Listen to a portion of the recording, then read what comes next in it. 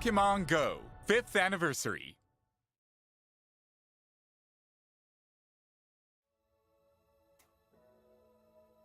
Hello Pokemon trainers and welcome to the playoffs of the Pokemon GO Tournament. My name is Trainer Danny and joining me is the wonderful expert of the game, Professor Marky.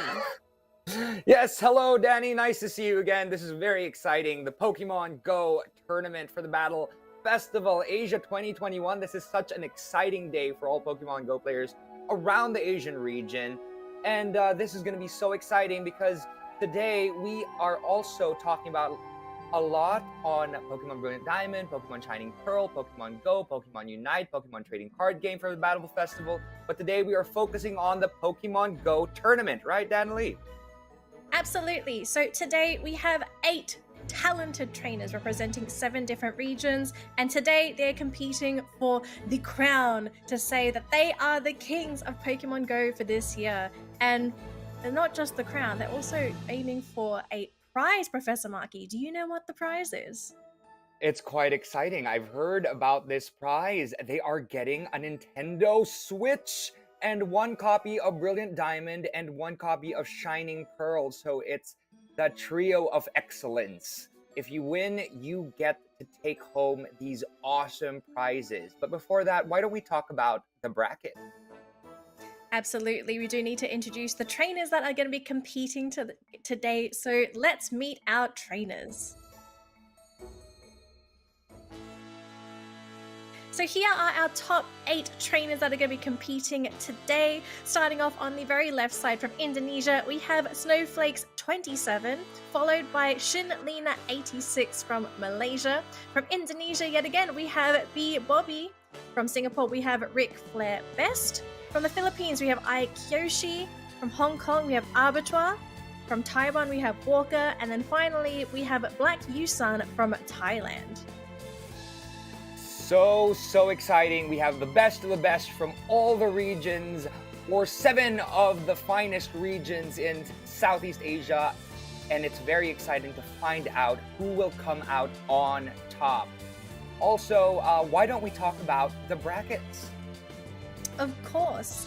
So we're going to jump into the brackets right now, but for our viewers that are tuning in, so just before the tournament went live, the brackets were drawn. This unfortunately will not be live for you, but the matchups that you see on the screen right now, this is our trainers' first opponents for today. Now, speaking of opponents, we're going to start off with our first quarterfinal matchup. That's going to be starting at 12 o'clock. We have Ric Flair Best going up against Walker in our first best of 3. In our second quarterfinal matchup, we have Black Yusan from Thailand going up against Snowflakes 27 from Indonesia at 12:30 p.m. At 1 p.m., we have Shin Lena 86 from Malaysia going up against Ai Kyoshi. I know that's going to be a matchup that we're very keen about, Marky. And then finally, Malaysia versus the Philippines. Yes. And then our final quarterfinal matchup is going to be B Bobby from Indonesia going up against Arbitrage at 1:30 p.m. And the winners of these matchups are going to move on to the semifinals. Right, Marky? Yes, and I hear that it is a single elimination. So it's best of 3. They play 3 rounds, and the ones who win go through the semifinals. And finally, when they reach the grand finals, it is best of 5. So instead of having to only win 2 matches, you have to win 3 of the 5 matches to be able to be deemed the grand winner. And finally, we are focusing on Great League, meaning 1,500 CP and below. If you go above that, you cannot use the Pokemon. So it's got to be 1,500 CP and below. It's going to be very exciting, Marky. I'm looking forward to seeing who's going to be our grand finalists today, because the battles, they're going to be spicy, because we're looking at the best players in Southeast Asia. Again, let me remind everyone about this awesome grand prize. This is something that I've always actually wanted to receive. A Nintendo Switch from the Pokemon Company, as well as 1 copy of Brilliant Diamond and Shining Pearl to play through the nostalgia of the region that I've always loved to go through this in a region. And I'm very excited for whoever wins this to really get onto the main series games. Right, Danley? It's a very pretty game. It's been updated. I've been enjoying it. I've been playing Brilliant Diamond. It's great. For anyone that hasn't played it yet, we do recommend the game. But speaking of Pokemon, we're going to go back to the Pokemon GO Tournament because that's the highlight for today. And Marky, I do believe we're ready to jump into our first matchup. Yes, we are. So very excited. Let's find out who the first two are. Our first matchup of the day, it's going to be Ric Flair Best from Singapore going up against Walker from Taiwan. Now, Marky, I know that you know some of the players competing today, but are you familiar with any of these players in our first game? You know, I've seen a couple of these individuals. Ric Flair Best, I've seen him in, the Legend set, some of the best Pokemon Go players, because there are lists of some of the best players, especially the ones who reach certain ranks in the Pokemon Go Battle League.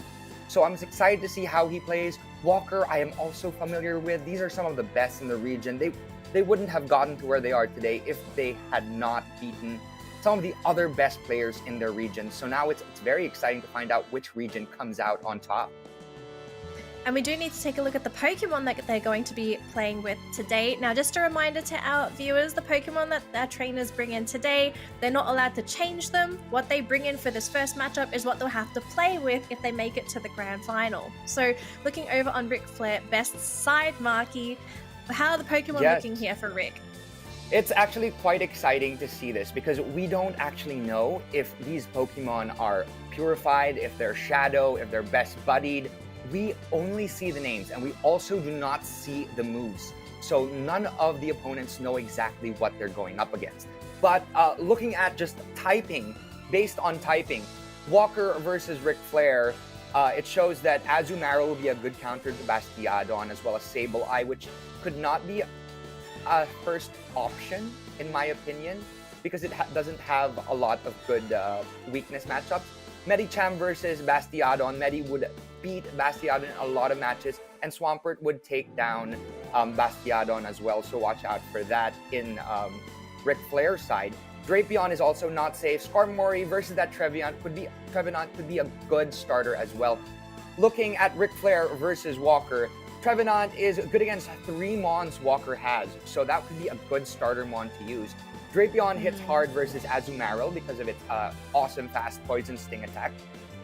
Bastiodon could take down that pesky Skarmory, and it has a lot of flying attacks, therefore Bastiodon could be a very good option versus that Skarmory. Skarmory can also take down that Medicham, and could be very effective against that Sableye as well. And a safe option would be a Swampert to start off with for Ric Flair's side. But who knows what they're going to start with? Who knows what ideas they have to begin this matchup? It's going to be exciting because a lot of their Mons are very good against each other.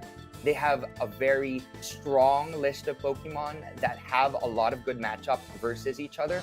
So this is a very, very interesting first quarterfinals round. Let's find out what they will choose for their first 3 Pokemon. Right, so I do believe the battle is going to be heating up very shortly, but before then, Marky, would you be able to maybe guess what these trainers are going to bring in for their opening matchup? For their opening... What would be the safe approach, right? I don't know, but a good safe approach would probably be an Azumarill because it does not have a lot of weaknesses on the other side, although that Trevenant is very scary, so watch out for that. Another good one probably for Walker would probably be, let's say, a Skarmory. But you know what? There are no safe ones in this particular matchup. So it's exciting to see what they start off with. All right, Marky, we're going to have to hold it there. Hold it there, Marky. I know you're very excited, okay? I have so many things to talk about, but we're going to hold it there for now and find out what exactly they do choose, right? Right, now before we jump into the matchup, I do believe our trainers are ready, but before then, let's introduce Ric Flair Best and Walker to the stage.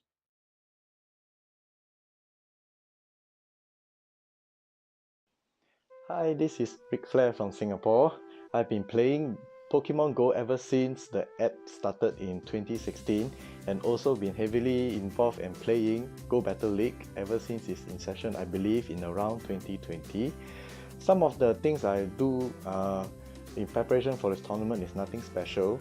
Just try to remember to count all the Pokemon moves, and as well as knowing what is a win con for every match in the Go Battle League. What are my chances of winning this tournament? I feel that everybody has an equal chance of trying to show what Southeast Asia or Asia will be able to do, and that we do have skilled battlers in this region of the world. In particular, I feel that the trainer from Philippines, they are always very strong, and I look forward to making friends and trying to go head-on-head on battles with them in this tournament. Thank you so much. Hi, I'm Walker from Taiwan. It's my honor to be here with some top battlers from each country. Hope everyone doing well and having some good shows to the audience. How have you been preparing for this final? Actually, I was so busy working recently, and also spare some time playing the new kit, Pokemon Brilliant Diamond, so I didn't spend too much time on it. I have discussed the lineup with my friends. Hope it works. Next question. What do you feel are your chances of winning this tournament? Well, I think everyone has the equal chances to win the games, because we are all first meeting one another for the first time in the first Pokemon GO official Asia tournament. Finally, who do you think is the biggest contender in the tournament? I think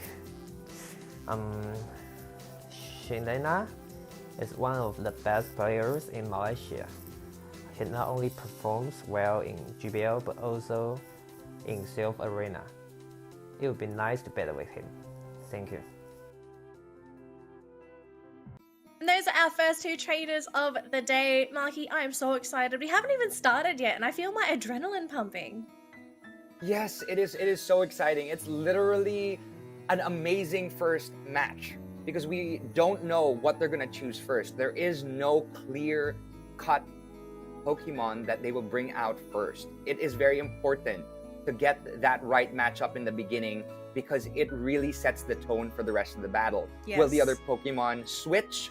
Will they leave their Pokemon on to faint because it probably doesn't have any more effect for the rest of the battle? What will they do in the start? It's all up in the air at the moment, so we're very, very excited to find out what will happen in the first round.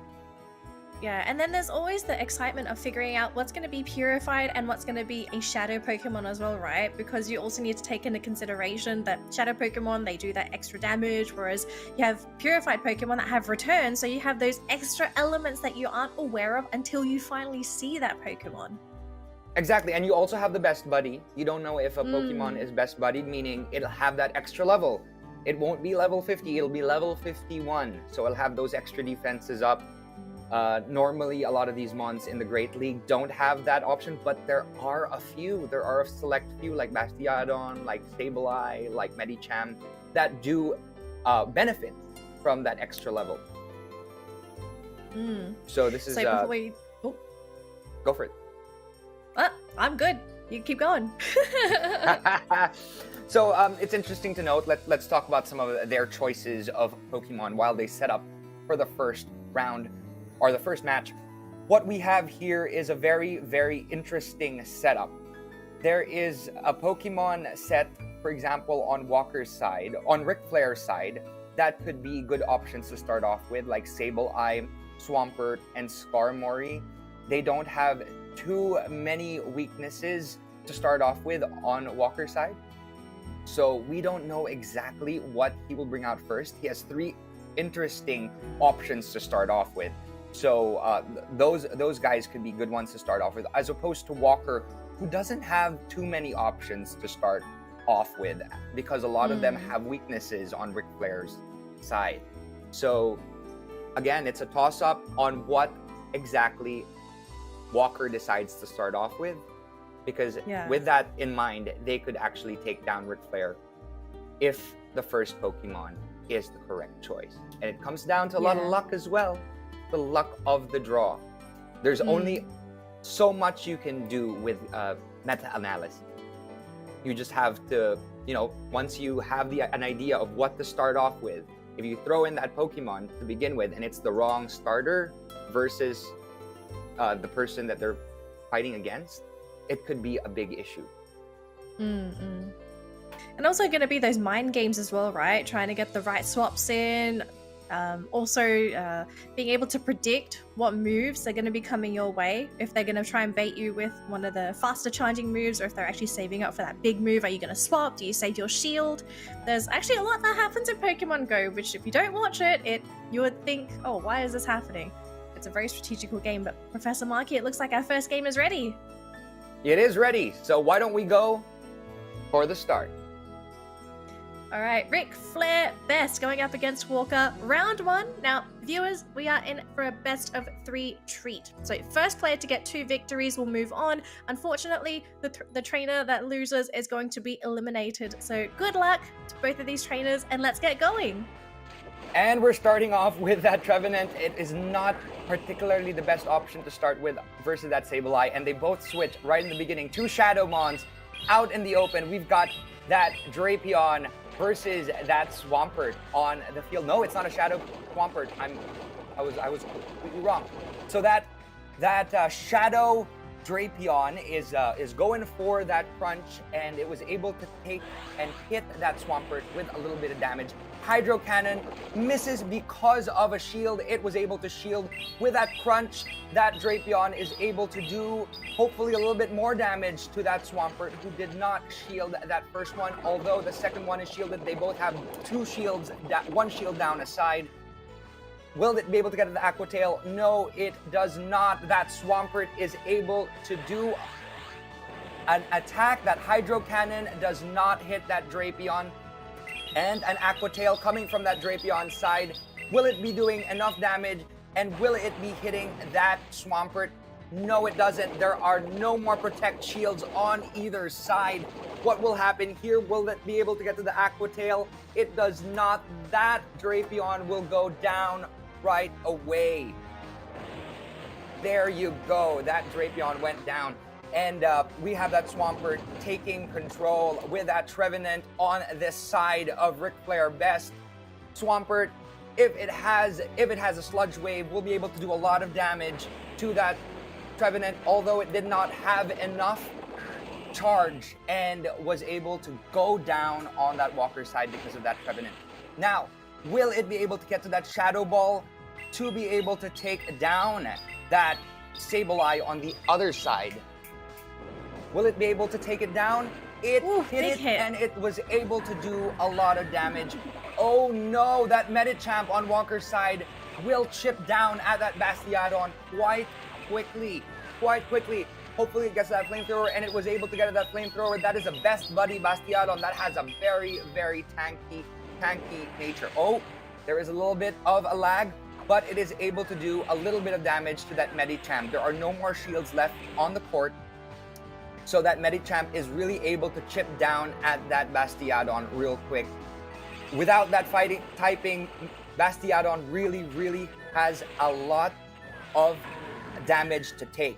Okay, as we can see here, we're watching from Ric Flair's side. That Medicham was able to save up for possibly an Ice Punch. And if that is an Ice Punch, it will take down, yes, it will be able to take down that Trevenant.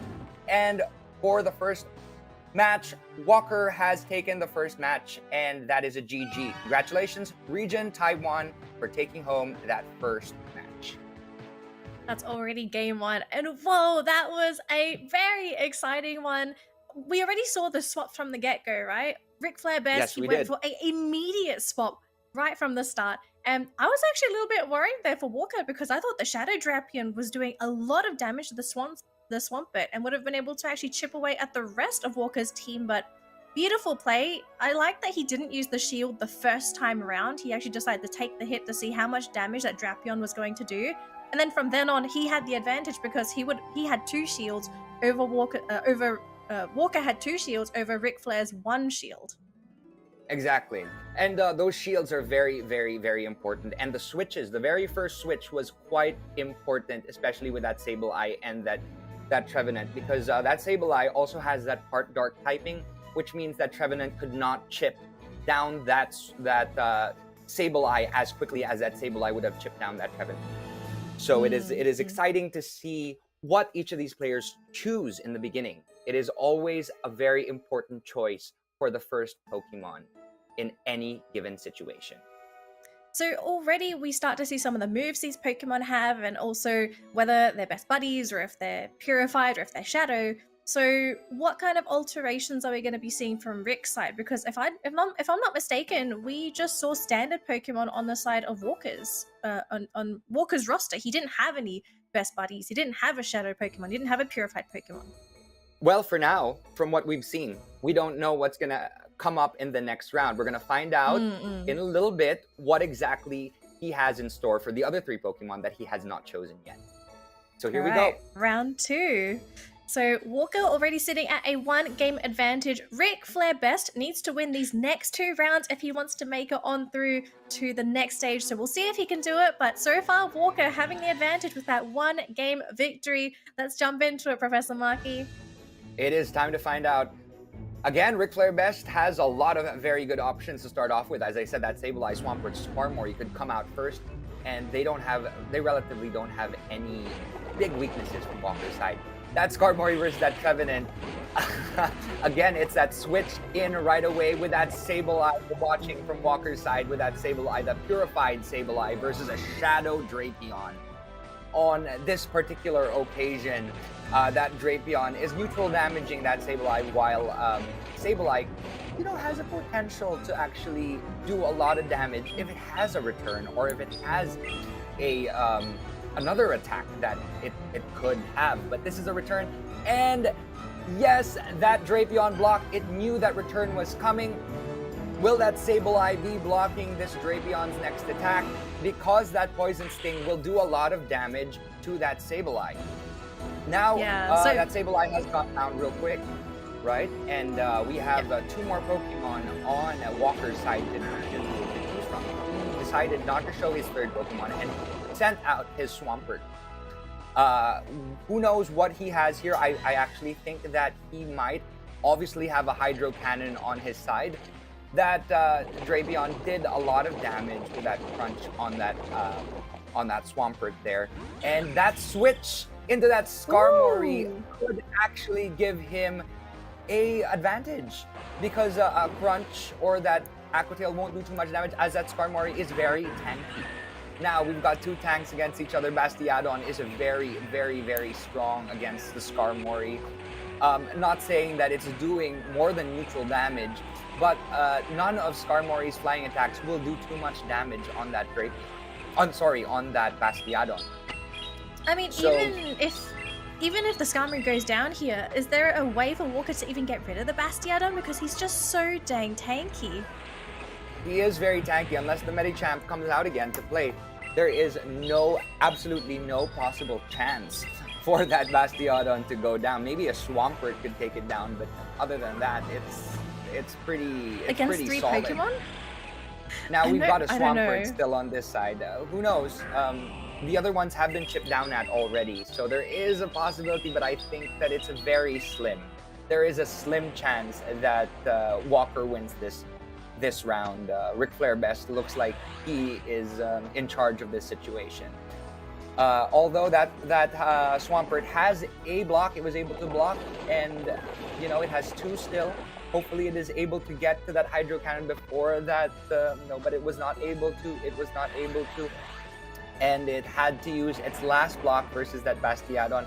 It is chipping down at it real quick, but it has charged up 2 Hydro Cannons, so hopefully it is able to do enough damage on that Drapion, thinking that it would block, but it did not block. And now that Swampert on Walker's side has no more shields available. And as we can see here, it's hanging on by a thread. That Swampert is hanging on by a thread, although it has enough charge to really do a lot of damage, but that shield on Ric Flair Best's side really did not allow Walker for too much to do. That Walker went down with Ric Flair Best taking home the 2nd round. So it's 1-1. 1-1, which means we're going to go to our 3rd game of the day. Congratulations to Rick for being able to tie the series, but already 3 games, Marky. I think this is a great way to start the day, right? It is. It's an amazing thing to start the day, to just showcase the fact that both of these trainers are very strong at what they do. They have analyzed each other's teams and they know exactly what to put out, right, for the next round. And what happens is, once that happens, you have so much analysis going on that if one player wins one round and the other player wins another round, you know that they have been really playing this game for a long period of time and they understand what to come up with next. So this is very exciting to see what exactly Walker and Ric Flair will do in the next round, in the final round. Exactly. I want to see if they bring out new Pokemon again to try and use that element of surprise to maybe turn the game into their advantage, or maybe they just have a mix and match up the Pokemon that they've shown so far so they can still have some surprises left. But what's the payoff, right? Because if you decide to keep these secrets now, you could be limiting your lineup's potential and that you don't even make it to the next round, right? It's like, what's the point of keeping secrets if you're not playing the next round? You need to have that certain amount of mystery coming into the next round. But you know what? It's also important to win this round to be able to move on to the next round. And if you reach that third round, there isn't too much you can do to trump the opponent because they already know a lot of your Pokemon choice and they know exactly how to take you down. And if, for example, you choose the same 3 Pokemon 3 times in a row, they will know how to counter you right away. Right? So this is... So looking at the Pokemon that both of these players have shown so far, who do you actually think has the advantage going into this third game matchup? Because Element of Surprise is sort of out there with most of these Pokemon that they've already shown. Again, as what I've seen with the Ric Flair Best, that Bastiodon Best Buddy is very, very tanky. Without that Swampert or that Medicham on the side of Walker, it is going to be hard for that Bastiodon to be taken down, especially when that Skarmory comes out into play. That it has no chance against that Bastiodon on Ric Flair's side. And for Walker's side, Azumarill has not come out yet. I think that's also because Azumarill has multiple choices that you could potentially put out for your charged attack. There's that Play Rough, there's that Ice Beam, and there's that Hydro Pump. So he maybe wants to save that for either this last round or potentially a semifinals round. So we will find out exactly what he puts out first. I think that Azumarill would be a decent first choice. Although if it goes up against that Drapion, you know, that Shadow Drapion will really chip down at Azumarill with that Poison Sting as a fast attack. Easily. That's quite a strong fast attack. So, you know, it's anyone's game at the moment. Swampert could be a good choice as well, although it has to watch out for Trevenant on Ric Flair Best's side. In my opinion, Ric Flair Best at this point in time still has the advantage. Still has the advantage. Okay. Still has the advantage because he still has a lot of mons that are really, you know, that have a lot of resistances versus Walker's side. So he knows exactly what to come up with first. We will only find out when he releases his first Pokemon in round 3. So here we go. Round 3 between Ric Flair Best going up against Walker. It's game 3. It's basically the end of the road for one of these trainers and a path to the semifinals for the other. We'll find out in just a moment. Is it going to be Ric Flair Best? Is it going to be Walker? Professor Marky, I think I'm going to let you take the center stage as the battle is ready to go. Ooh, we have a Medicham. We've got Walker with that Medicham who started off versus that Drapion. It had the potential good opening. Now we have a Swampert. They both swapped in. A Swampert now on Walker's side versus that Ric Flair Best, and Swampert will do a lot of damage to Ric Flair Best's side because the Hydro Cannon does charge quite quickly. It did a smart move by not blocking the first hit because that Crunch will only do a decent amount of damage to begin with. Aqua Tail also does a decent amount of damage, but it will not take down that Swampert. So that was a good choice to not waste the shield on that first Crunch. Now let's see if it is able to get that Hydro Cannon in time to take down that pesky Drapion. Let's see, that Hydro Cannon was not able to hit, but it has taken down both shields on Ric Flair Best's side. And it also now has taken down the shield from Walker's side. Now both Pokemon trainers have no more shields to put up. It is anyone's game now. He was quite smart. Walker's side was quite smart because instead of going straight for that Hydro Cannon, he charged up a little bit just to give him a little bit more of a charge to be able to maybe do a bit of damage to the next Pokemon that Ric Flair Best will put out. So as we said a while ago, it is very smart that Walker did put out that Medicham and that Swampert, because that Bastiodon is quite pesky. It needed to have those counters in, and both Medicham and Swampert are there to really take it down. And instead of swapping, it waited, and oh no, it was not able to get to that Hydro Cannon, but now it is able to put out that Medicham, which could chip away at that Bastiodon. That Medicham with that counter will do quite a good amount of damage to that Bastiodon. It was able to get to this, I think, let's just say an Ice Punch. It is an Ice Punch.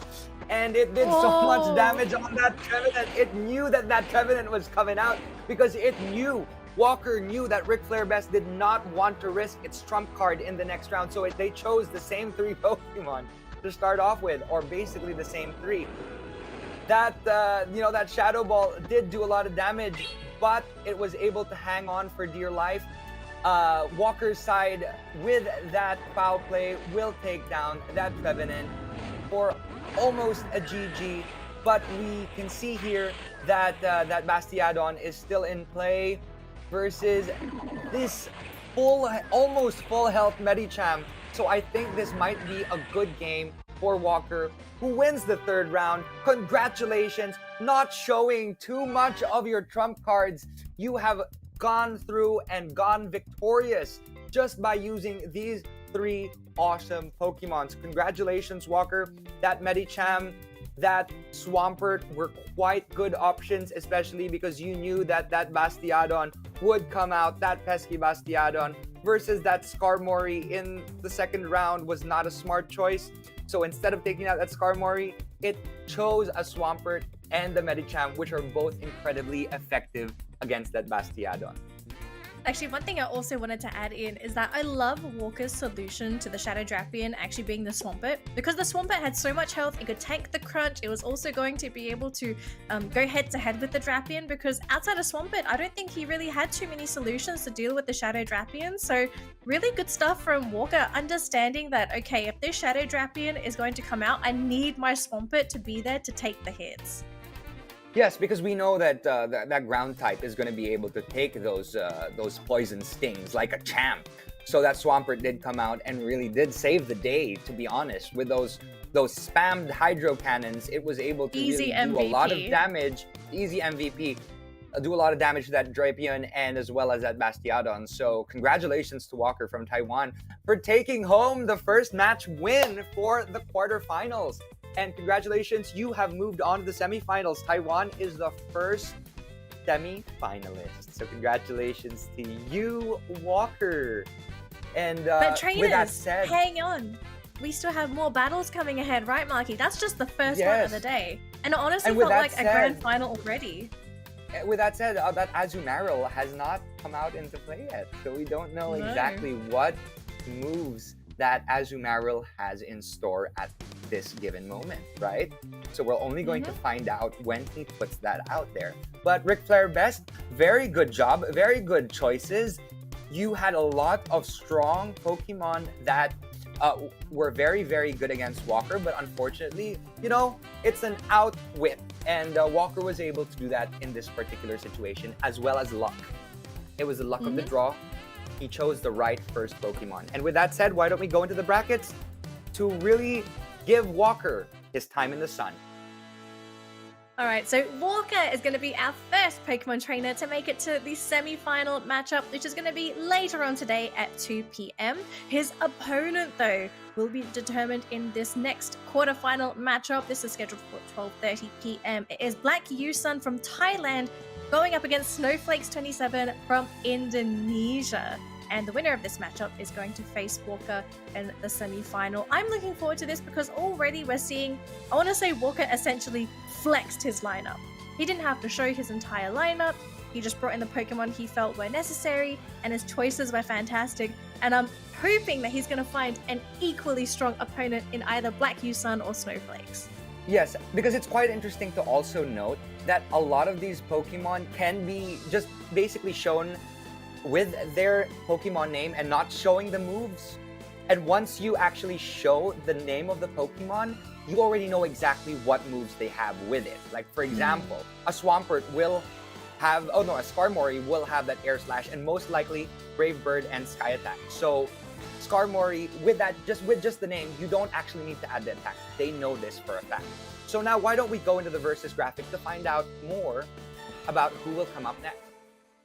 Alright, it's going to be Black Yusan from Thailand going up against one of our Indonesian trainers. This one is Snowflakes 27, and the winner is going to go on to our first semi-final match. This quarter-final match is going to be very exciting. For trainers that are just tuning in, this is going to be a best of 3 match. First trainer with 2 victories will move on through. Now, of course, the most exciting part, Pokemon that these trainers have brought in for the tournament today. Is there going to be anything exciting? Let's find out, Marky. Let us find out. Oh, this is quite an interesting matchup. We've got some Charmers. Well, we don't know if they're actual Charmers. Alola Ninetales can run either an Ice-type fast move or a Fairy-type fast move, which is Charm. And Wigglytuff on the other side also has that Charm. And Charm really, chips down on your opponent. It's not too fast, but it is able to really chip down quickly, unless of course you have a Skarmory or you have a Pokemon that is resistant to Charm. So we're excited to see how these Charmers will do. Also, Ninetales will be very effective on Black Yusan's side with for Sableye and Shiftry. Shiftry will go down with either Charm or that fast Ice type move. Also, Skarmory will take down that Shiftry, and Wigglytuff pretty well because Skarmory is Steel type and Charm does not do too much damage on that Skarmory. Swampert on that Stunfisk is a very, very good choice because Snowflakes has a Stunfisk that Black Yusan could use to its advantage with that Swampert, so hopefully it chooses that Swampert to start off with. Scrafty will take down both Shiftry and Stunfisk on Snowflake's side, and Trevenant is also very good against that Swampert. So a Pokemon Black Yusan has most of Snowflake's Pokemon covered. Every single one of them are basically covered. Although on Black Yusan, Snowflake side, an optimal start would probably be Azumarill because it has a lot of neutral matchups in this particular situation. So for my side, I think that Black Yusan should put out its Azumarill as its first Pokemon. I don't know, but it also depends on them. This is up to the players. They are the ones who are choosing what will happen. Again, there are a lot of good type matchups for both sides. Swampert and Wigglytuff are very good Pokemon as well to start off with on Snowflake's side. So who knows what they're going to choose. And who knows, we'll find out in this first round what kind of Pokemon we're going to be looking at. But before we jump into the matchup, I believe our trainers are almost ready. So before then, let's welcome Black Yusan and Snowflakes to the stream. สวัสดีครับผมแบ็กซันนะครับเป็นตัวแทนจากประเทศไทยครับผมครับในส่วนของการเตรียมตัวในรอบนี้เนี่ยจริงๆก็ค่อนข้างจะฉุกละหุกนิดนึงนะครับเพราะว่าได้รับการติดต่อจากทีมงานมาว่าคุณเกตไม่สามารถเข้าร่วมการแข่งขันในรอบนี้ได้ก็เลยจะเป็นผมมาแทนทีนี้ในส่วนของไลน์อัพที่ผมใช้ในรอบนี้เนี่ยก็จะปรับโดยวิเคราะห์จากไลน์อัพตัวแทนของแต่ละประเทศนะครับที่ใช้ในรอบที่แล้วก็คิดว่าปรับได้ cover ได้มากที่สุดแล้วครับทีนี้ในส่วนของการเล่นก็มีการซ้อมกับเพื่อนๆซ้อมผ่านทาง GO Battle League ครับก็เพื่อให้ชินกับไลน์อัพที่จะเลือกใช้ในรอบนี้นะครับในส่วนโอกาสชนะของผมในรอบนี้จริงๆก็ค่อนข้างจะตอบยากเหมือนกันนะครับ แต่ก็จะพยายามทำให้ดีที่สุดแล้วก็หวังว่าแมตช์อัพที่เล่นในแต่ละรอบจะคิดตัดสินใจได้ถูกต้องนะครับจะพยายามครับผม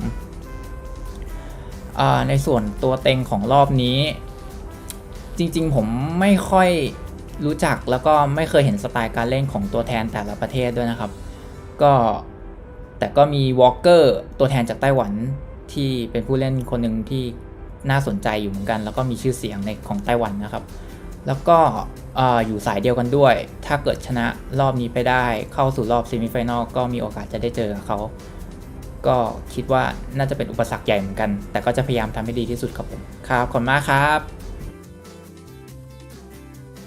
Okay, my name is Endra and I come from Indonesia and my nickname is Snowflakes27.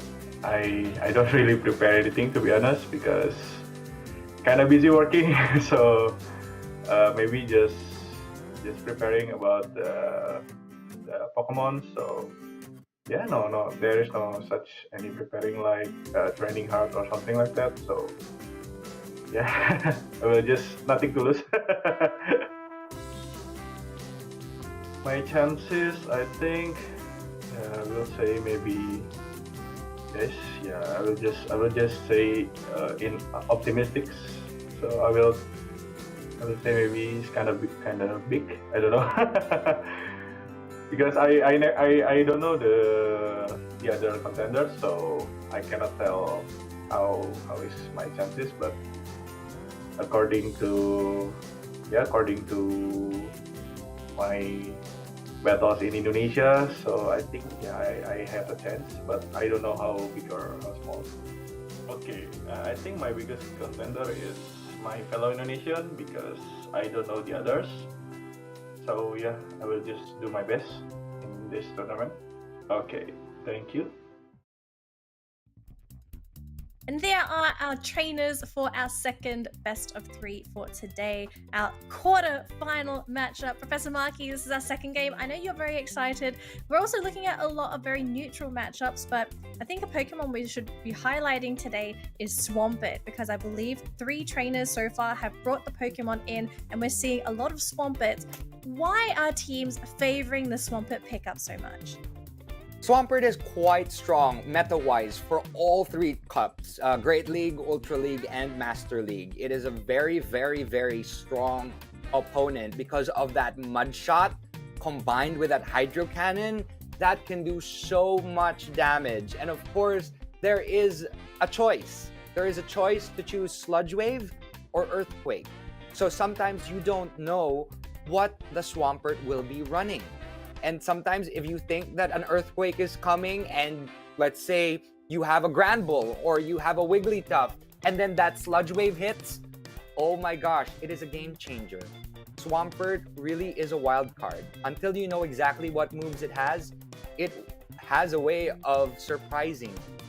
So we will only find out what Swampert has in store, both either a regular Swampert or a Shadow Swampert, or maybe even a purified Swampert if they want to run a return or they want to make it seem like they have return. So there are a lot of different options for Swampert. Trevenant is, Black Rusan's Trevenant could also be very effective against the Swampert of Snowflakes27. So we'll only find out when the first Pokemon comes out who has the advantage. Alright, looks like game 1 is ready for Black Yusun versus Snowflakes27. I want to hear the chat scream for their favorite trainer, but let's jump into this matchup. Professor Markey, Black Yusun versus Snowflakes. Who will take game 1? Yes, who will take game 1? It's up in the air. We'll only find out once that first Pokemon comes out. And as I told you, we have 2 fairies in play, one a Charmer, one a Bubble User, but as we can see here, Black Yusun is running a Play Rough, so that will do a decent amount of damage to Snowflake's side of that Wigglytuff, although that Charm, as you can see, is really, really chipping down at that Azumarill. Charm really, the good thing about Fairy types versus Fairy types is that they are neutral against each other. And as we can see here, that Wigglytuff did switch in for that Swampert on Snowflake's side. So let's see if it does have a potential to have Sludge Wave because it did go up against the Azumarill in the switch. We will only find out in a little bit. Although that Scrafty is really hanging on, it actually put up its first shield because it really wanted to save up for a potential foul play, or maybe power up and add an attack to its attack stat, or maybe just make it seem like it's going to do a foul play and do a power up punch to boost its attack stat, because power up punch really does boost the attack of Scrafty. Snowflakes knew that power up punch was going to come, and it did not shield because power up punch does not do too much damage. Hydro Cannon did not end up hitting that Scrafty. It was able to block it, but now on Black Yusun's side, there are no more shields available. Let us see now if it will put a power up punch against its opponent, and it does. And it only did a little bit damage. That charm really will take down that half fighting, half dark type real quick. So it is very important that Black Yusun switched. Luckily, it was able to switch back into that Azumarill, and it took down the last shield of Snowflakes 27. They both have no more shields left on the pitch. Let us see here what will happen when that Play Rough hits, and it does take down that Azumarill. There's only one choice here, and it's not that Scrafty. Black Yusun ended up choosing the correct choice and sent out that Alolan Ninetales, but it is so weak against that Galarian Stunfisk. That Galarian Stunfisk will be able to do so many rock slides. A couple of them will end up taking down that Alolan Ninetales. I think it's a GG on Snowflake's side. Snowflakes will most likely take this first round because that Scrafty will not do any damage to that Azumarill. No, sorry, to that Wigglytuff. That charm will take down that Scrafty real fast. But let's see here. If it is able to really farm and add the attack stat to its Scrafty, it might be able to, but that charm really will chip down at that Scrafty, maybe 5 charms, and it will take down that Scrafty. But it's not enough. It is absolutely not enough to take down Snowflakes. Snowflakes has taken the victory in this situation. Wait, there is a chance! Oh my gosh! I didn't see the Ninetales. That was still around. Black Yusun, I didn't see. It was quite small for me. I didn't know that Ninetales was still there. Oh my gosh! Wow. I was sitting thinking, like, is it going to get rid of the Ninetales so quickly? Because you made it sound as if it was going to be in favor of Snowflakes, but Black Yusun. Because that charm really chips down real fast. I did not know that Ninetales still had so much attack damage or so much HP left, because I knew that Scrafty was really boosting its attack, but I didn't know that it was enough to take down that Wigglytuff. Maybe if that Wigglytuff was pure fairy type, it would be a different situation, but Wigglytuff is half normal. So each of those fighting attacks are doing neutral damage as opposed to not very effective damage. So you know what? That is how exciting these games can be. It'll turn around in a snap of a finger. Sometimes you just don't gotta do those very smart swaps. I mean, the swap from using the charge move on the Alolan Ninetales and then immediately swapping to the Scrafty to also use a second charge move, I feel, to remove the Galarian Stunfisk. That was chef's kiss. It was such a good play because you wanted to get as much damage off on that Galarian Stunfisk, right? Because that was essentially the wall blocking Black Yusun from that victory. So once it was removed, it was like, okay, now it's the Wigglytuff. This one's not as tanky. Maybe we can take it down. So just the plays from Black Yusun's side, superb. So good job, Thailand. You have taken down the first round. That is excellent gameplay, and we will find out what will come up next in a little bit. But you know what? That Scrafty versus that charm user on the other side, Wigglytuff, is probably not a smart choice. Maybe coming in, if that Wigglytuff comes out again, Scrafty will go down in 5 charms, possibly 4, depending on the IVs. So it's quite exciting to see what Snowflakes has in store now, because that was such a close game, Very, very close. But very close. the action doesn't end there, trainers. We're going to be jumping into game 2 in just a moment. It is between Black Yusun from Thailand going up against Snowflakes 27 from Indonesia. Now, currently, Black Yusun having a 1-game victory over Snowflakes will just need one more win to make it to the semifinals. Whereas for Snowflakes to come back, he needs those 2 wins. Can he do it? And it's the same starter. We've got 2 fairies. Again, we've got Black Yusun still focused. We've got that Azumarill, that fairy type Azumarill, who's running actually an Ice Beam and a Play Rough in this situation. So let's see if it is able to hit with that Ice Beam. It's not a stab, because if it had gone for the Play Rough, it would have been the stab. But I think it thought that Wigglytuff would shield, but it did not shield. It was able to take it like a champ. Last round it shielded. It did. Last round, it did shield. And this Ice Beam will do a little bit of neutral damage to that Swampert, and will be able to do a decent amount of damage to take down and chip down at that Swampert, because it could potentially have, a Sludge Wave or an Earthquake. And that Sludge Wave is devastating, taking down Black Yusun's first Azumarill, which is quite a tank to start off with. Here we go. We have got the Alolan Ninetales out versus that. There is a little bit of a lag. It happens. The internet tends to lag at times, but because even if there's a lag, it still registers, and was able to take down that Swampert on the other side real quick. Yeah, so Now it seems we like the have Alolan Ninetales is a fantastic solution for Swampert, right? Because it does some pretty good damage against him. It does pretty good neutral damage, especially with the Powder Snow, as opposed to the Charm. It'll do quicker damage, but it won't do as substantial damage as Charm would have done.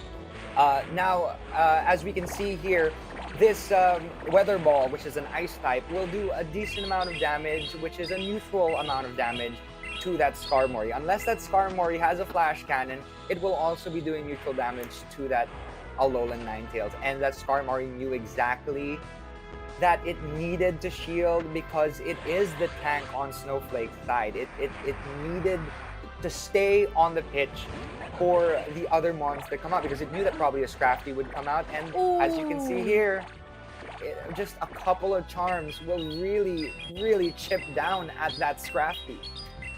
It will really take it down. But last ditch effort, it was able to do one last attack. But it did take down that Wigglytuff. It was able to take it down, but it doesn't have enough damage. It doesn't have enough HP left to sustain itself versus that Skarmory.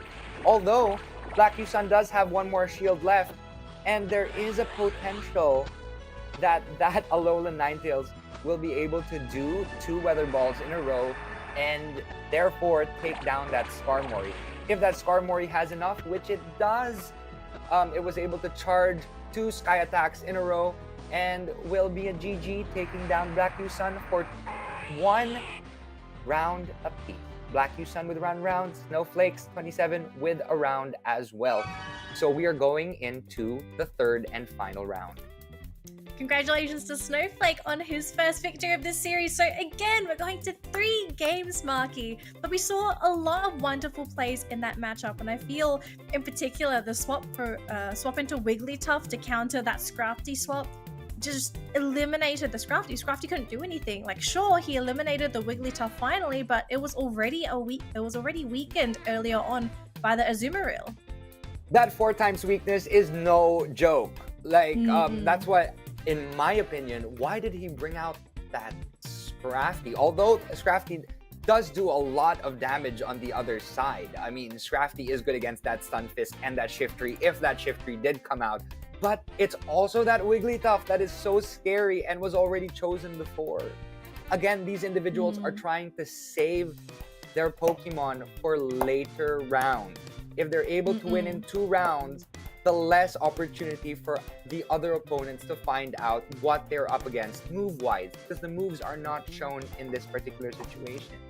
So yeah, and I also don't blame them too, right? Yeah. You can't blame them because it's like if you don't bring the Wigglytuff and the Scrafty comes out, I feel like that Pokemon is just going to go completely off because you don't really have anyone else that's going to be able to tank it. And then Exactly. if you don't bring the Scrafty, then where's most of the damage coming from? I feel like the fact that Black U Sun's bringing the Scrafty again, it almost feels like he has to try and force Snowflake's hand. Exactly.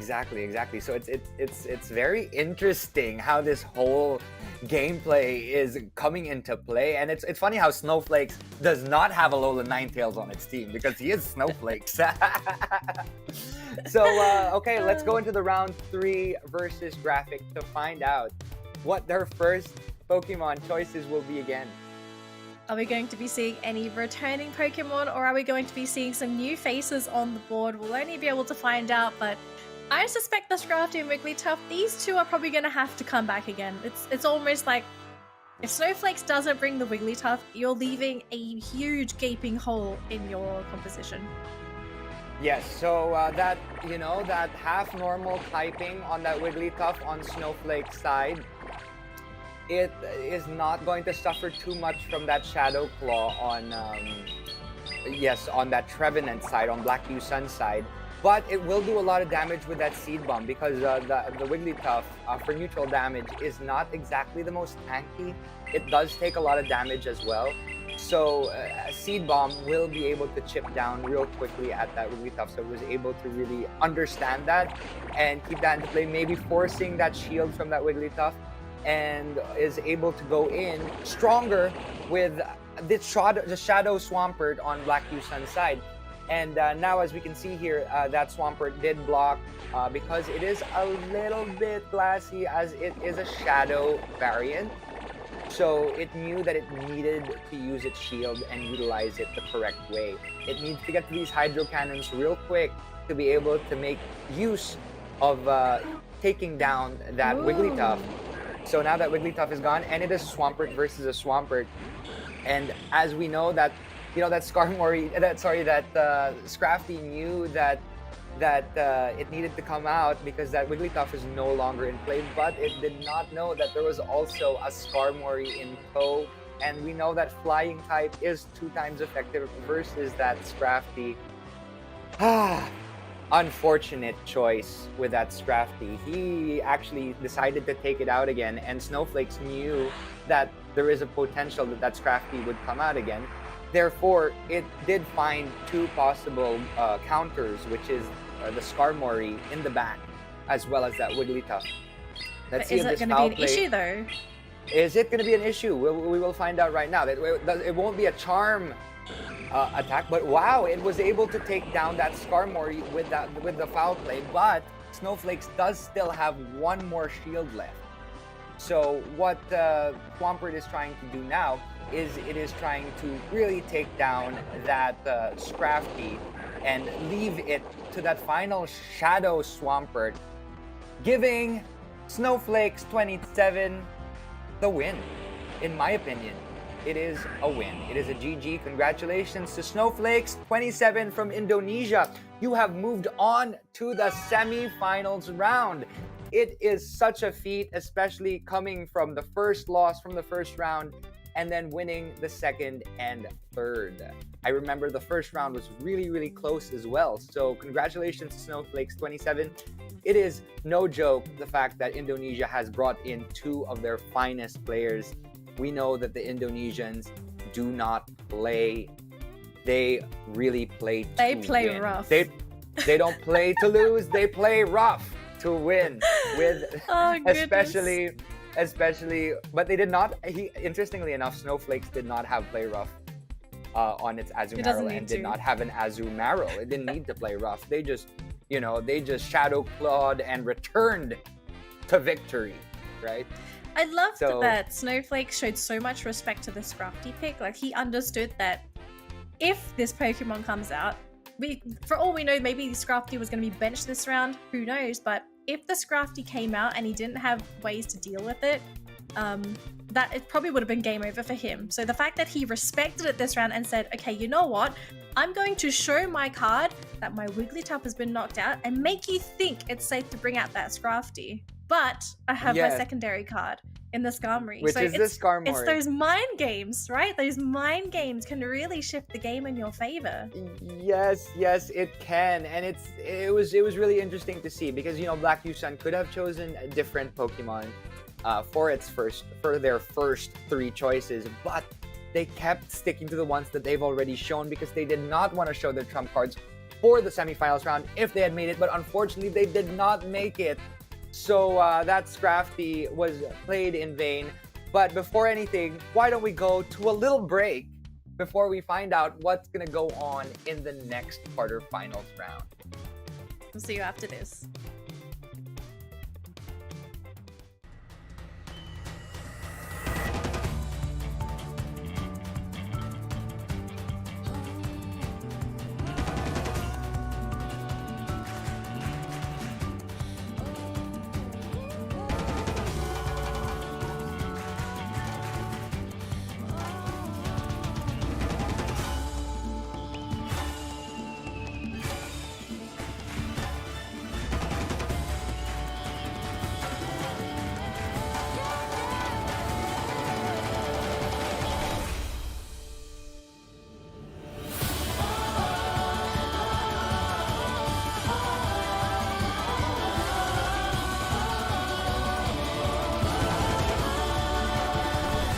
Pokémon GO 5th Anniversary.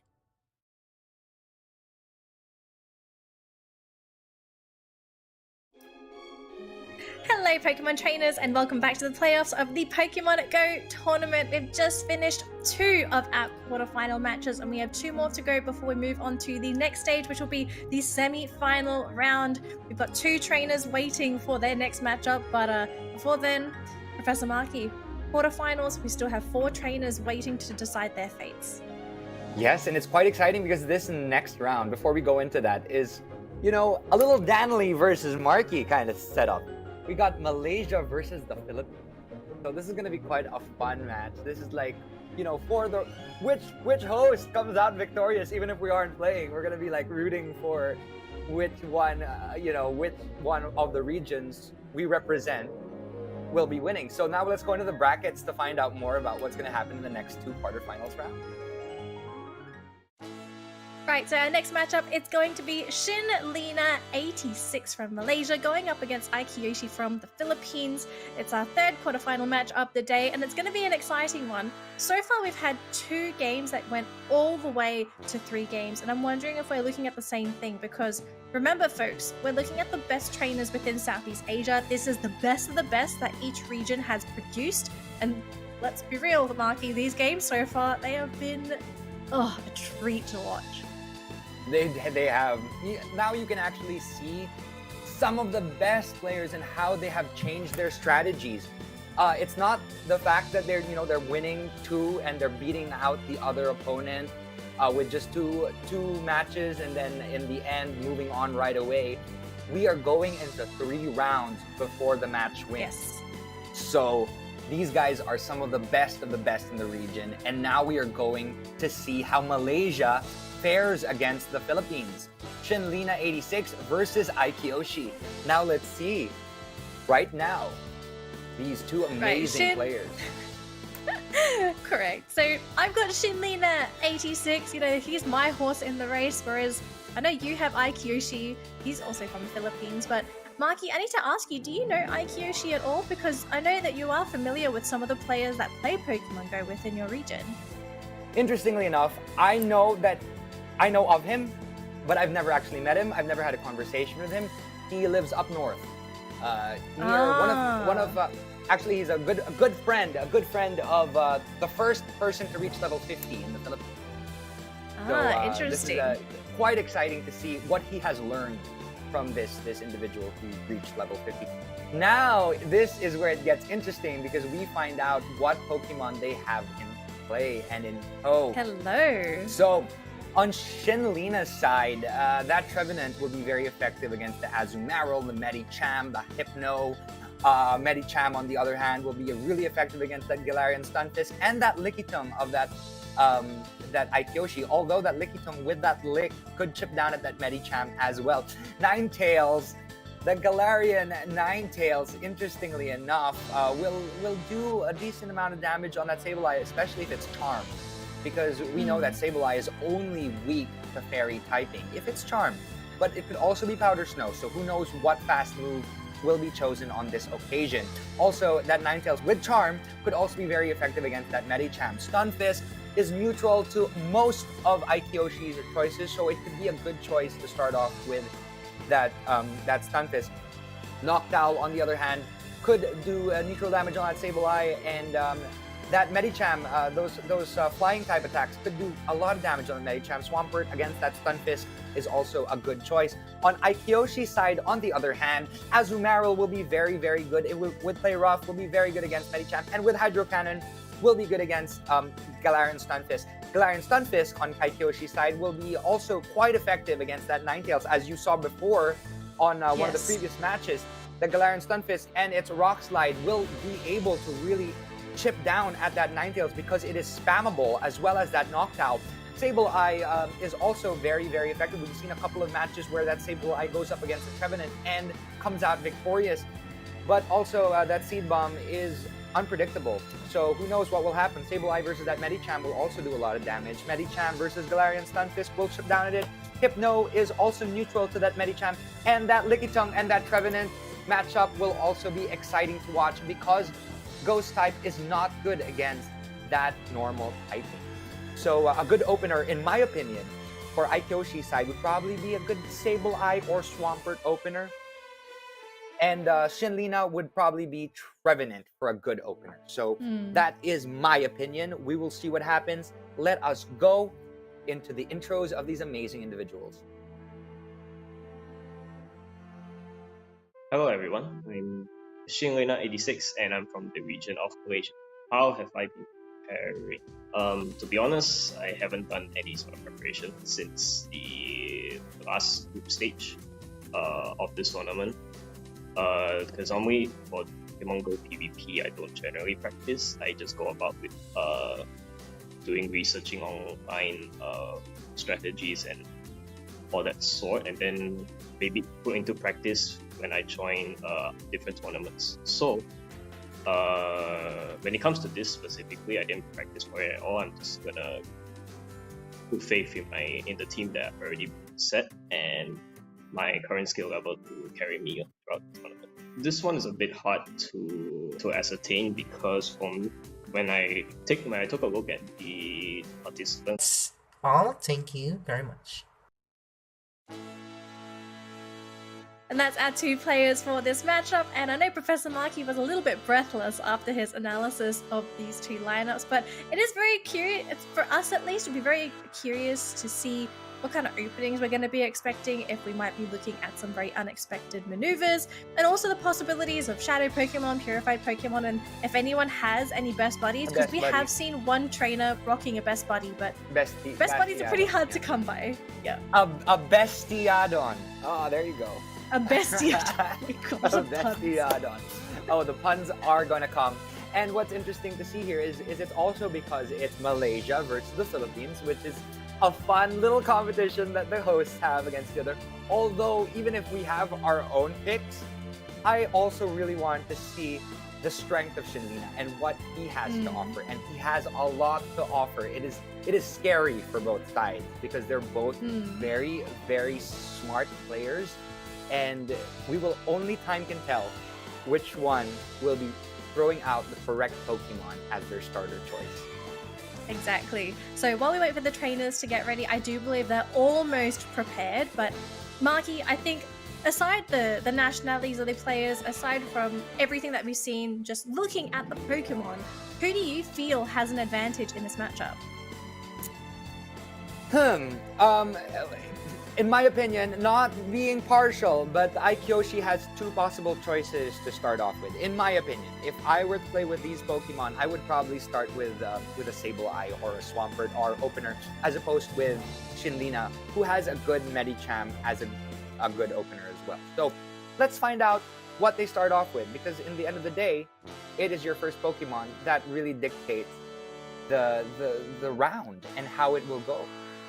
So there we go. Correct. Shinlina 86 from Malaysia versus Aikyoshi from the Philippine region. So the two regions will go up head-to-head against each other to find out who will become victorious and move on to the second set of semi-finalists. Now we've the got battle's that begun. Galarian Stunfisk on one side versus that purified Sableye on the other side. So let's see here. There is a foul play coming out from that Sableye. There is a little bit of a lag. And there was a switch that just happened. That Shadow Hypno has come out on Aikyoshi's side, coming up against that Trevenant, and that Trevenant's Shadow Claw will really chip down at that Shadow Hypno, because even if Hypno is a very, very tanky, a Shadow variant is a little bit less tanky than the Hypno because it is Shadow. So let's see if this Trevenant on Shinlina's side will be able to hit that Hypno with a lot of damage and take down that Hypno. And Aikyoshi probably thought that Seed Bomb was coming out, but it was that Shadow Ball. Although it did save up, it did know that probably if that Pokemon went down, it would be fine for Aikyoshi. That Sableye did block because it knew that Shadow Ball would potentially come out, and now it's two Pokemon aside from Aikyoshi and Shinlina, and they also have one shield left apiece. We've got a Galarian Stunfisk versus a Galarian Stunfisk. We don't know if it's going to be an Earthquake coming out or a Rock Slide, because the Rock Slide won't... Oh, no, sorry. Galarian Stunfisk versus that Sableye. And that Earthquake really, really took down that Sableye quite quick. I thought it was two Stunfisk versus each other for some weird reason. But here we go. Alright. That Noctowl could potentially do a lot of damage if it hits with the Stab Sky Attack. And it did a decent amount of damage. Azumarill is also quite tanky, so it is able to take a lot of damage from Shinlina's side with that Noctowl coming in. A little spicy choice. I've seen Noctowl played more often these days. Let's see if it reaches possible, who knows, Shadow Ball could also do quite a lot of damage. Noctowl is also hanging on for a little bit of its dear life, because Aikyoshi could use, it could use an Ice Beam, and that Ice Beam could take down that Noctowl if it does have that Ice Beam in play. It doesn't seem like it though, right? It's like, yes, so far because he's of the only ice, really used because the the play Ice Beam, yes, because the Ice Beam is faster to charge, so it would probably be the better option. So it probably has an Hydro Pump at the end, which is what Shinlina is probably thinking at this point in time. If this is a Shadow Ball, it will do a little bit more damage than the Sky Attack. That's it. And I think as that's we gonna can be see it, here, I Monkey. think that's going to be it. The Shinlina has taken the first round of the quarterfinals 3. So congratulations, Malaysia. You have gone forth and beat the Philippines in the first round. Congratulations, Shinlina Yes! 86. National Good pride. But congratulations National to Shinlina. pride. Yeah, I think Shinlina, Yeah. he just did a fantastic job with his lineup. The swaps were on point. I really underestimated the effectiveness of Noctowl. At first I was thinking like, okay, what is this Noctowl really going to do? But it had a lot of health to work with. It was able to actually do very well against the Azumarill. And I love the way that he sort of played around the Azumarill, thinking, okay, does this have Ice Beam? And he didn't block the first time. Maybe he was anticipating that there could have been an ice beam in the back, or maybe he was trying to break the shield. So he didn't block the first time. Blocked the second time, I think, just to be safe. And then once he saw that it wasn't an Ice Beam, I think that's confirmation to say that, okay, my Noctowl is going to be a really good matchup for that Azumarill. Yeah, exactly. So it's quite interesting to see that now that Azumarill in Aikyoshi's side, the cards are laid out for it now. We know that there's a Hydro Pump in the end. Unless, who knows, he's still saving that Ice Beam for another day. For game 2. He is saving it for game 2. Who knows, right? But that, you know what? I think it was also that Trevenant, when that Trevenant came out, it was really that GG versus that Shadow Hypno. Because we know that Shadow Claw will really, really chip down at the Shadow. Even if the Hypno does have a lot of HP, it will go down real quick with those Ghost-type fast attacks of that Trevenant. regardless of it being Shadow Ball or Seed Bomb, it will do a lot of damage to the Shadow variant in any way, shape, or form. Shadow variants are very strong. They're very physical attack or special attack. We don't have really a physical or special in Pokemon Go. Just it's very attack oriented as well. But it also has a lot of, don't underestimate Hypno, because it also has a lot of tank to it, even if it's a shadow form. So in this next round, we will find out if that Hypno can actually come back and, you know, do it justice without having to see that Trevenant come into play again. So let's go into the round 2. So far, we've seen 3 games from our first 2 quarterfinal matchups. I think Aikyoshi can do it. I think we're going to be looking at a 3-game series today, Marky. Well, we can only hope. We can only hope, right? So, as I said a while ago, Aikyoshi does have a good starting choice for Sableye and Swampert, but because of that, Shinlina could actually find a Pokemon that could go and be the, you know, a counter to that. And they had to bring the exact same Pokemon in, unfortunately, and that swap again was... Oh, do you not learn, Aikyoshi? Do you not learn? Yes, I know there's Malaysia, but like the thing is, it's the same thing that is happening. This is the Trevenant versus that Hypno again, and that Hypno is chipping down at that Trevenant at a good amount of speed. But there is a little bit of a lag, to be completely honest, and that Hypno has gone down.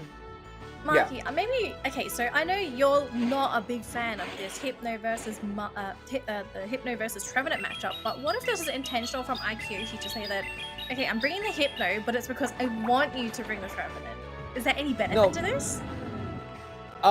Ideally, in certain rematches, it is possible to play the same Pokemon because it is only fair, right? So in this situation, sometimes there are lags in the game, and we have to understand that. And sometimes rematches do happen. And with that said, this is exactly what happened in this situation. They know that these are the 3 Pokemon that were chosen, and it's the same ones that were played in the previous set. So there's only so much you can do, and so much you can switch in. So this Noctowl is coming in with that Sky Attack, and it didn't do too much damage on that Azumarill. And we have another Swampert with Shinlina's side. It could potentially be doing a Hydro Cannon or Sludge Wave. A Sludge Wave will do a lot of damage to that, to that Azumarill. And yeah, there was a little bit of a lag, and unfortunately, there's not much you can do when the lags do happen. That Hydro Cannon did come out, as we said. That Hydro Cannon did come out. Initially, we thought it would have been an Ice Beam, but it wasn't. So now we know that there was the Hydro Cannon there at the back. And finally, that Sableye is that last choice to go up against that Swampert. That Swampert has been saving up this Hydro Cannon to do a little bit of damage to that Sableye. Although there was that shield left.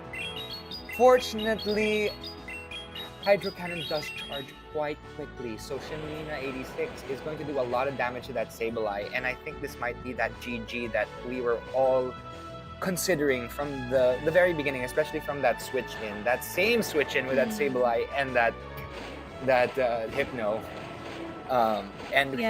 There you have it. I think this is a GG. Shinlina has won effectively and beaten that Aikyoshi for the... Although I've seen a lot of Swamperts as well coming into play with Sludge Wave. And Sludge Wave is neutral damage because it is not super effective against Ghost type, but it is super effective against Grass type. So it will do a lot of damage on that Trevenant. So we can watch out for that as well. And that Noctowl also did wonders. So congratulations, Shinlina. You used those Pokemon and utilized them correctly. Let us go into the brackets and find out who will be competing next and who are already in the semifinals. Take it away, Danley. I got your back there, Marky. Our 4th quarterfinal matchup of the day, it's going to be B-Bobby from Indonesia going up against Arbitoire from Hong Kong. And the winner of this matchup is going to play up against Shinlina 86 later today at 2:30 p.m. Now, this final quarterfinal matchup, I'm excited to see what kind of Pokemon these trainers are bringing, and I want to know, is this going to be somebody that's going to actually give Shinlina an issue, right? Because Shinlina, I hate to say it, Marky, but he swept that series easily from Aikyoshi, and I'm wondering if it's because of his Pokemon, or if it's because of the way that he approached battles, or if there's something else, if there's another element that we're not looking at. But I'm looking forward to seeing B Bobby play because we already saw how good Snowflakes is. So if you have someone as good as Snowflakes make it through to the semi-finals, clearly B Bobby is someone we're going to have to look at too. Yes, Indonesia's second player, B Bobby, is going up against Arbiter from Hong Kong. So first time we're seeing Hong Kong playing in the Pokemon GO Tournament. So who knows what Arbiter has in store for us today. It is quite interesting to see what teams they have today. So without further ado, why don't we go check out their team? Oh, I know you are very excited to take a look at the Pokemon, Professor Marky, because I know that you love to analyze the Pokemon, the synergies and matchups, but here we go. Here are the Pokemon that we are going to be looking at, and we've got some new faces here, Marky. Wow! We've got some new mons coming into play. We've got that Abomasnow, which is quite interesting. Especially Arbiter. Side. I want to say And what's Arbiter's funny is- lineup looks super interesting. Yes, Arbiter's lineup. He has this interesting Abomasnow that can come into play. Who knows if it's a shadow form or a regular or a purified form, but up against that Altaria on Arbiter's side, or sorry, on Bobby's side, it will do so much damage. But we also know Sky Attack from Altaria is super effective against the grass type of Abomasnow, so it's a double-headed sword to take out that Abomasnow versus the Altaria. Although Abomasnow will do a lot of damage to Trevenant, which is an MVP for a lot of teams today.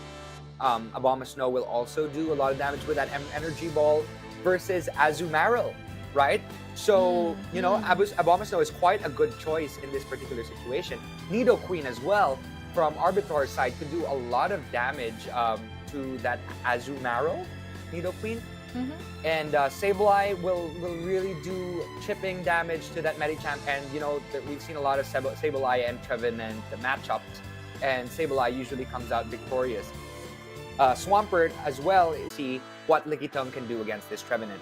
On BBOB side, on the other hand, Azumarill will be a good neutral start off, but watch out for that Nidoqueen with that fast poison type attack. Stunfisk will also do a lot of damage with that Rock Slide with Abomasnow. Trevenant, again, watch out for Trevenant, Arbiter, because it will do a lot of damage to your Swampert and Medicham. Altaria will also do a lot of damage on that Medicham. That Medicham is scary to take out at the moment because of the Altaria and the Trevenant. Medicham, on the other hand, will also do wonders versus Abomasnow and that Lickitung. So who knows if it is a gamble to put out that Medicham. Bastiodon is also a good neutral to put out, although you gotta watch out for that Swampert and that Medicham if Arbiter decides to take those out. There's a lot of similar Pokemon on both sides. So for me, in my opinion, if I were to start off, this is just me, okay? But a good starter for Bobby would be Sableye or Nidoqueen. And for Arbiter's side, a good one would be a lot of its Pokemon will cover a lot of Bobby's weaknesses, so it all depends on choices. Again, it's all about your first Pokemon choice. If you get the right lucky Pokemon to start with, you will be safe to sail the entire round. So let's find out what will happen in this first round. All right, I'm going to let you catch your breath there, Professor Marky, but before the match begins, our trainers are ready. Let's introduce Bobby and Arbiter to all of our viewers.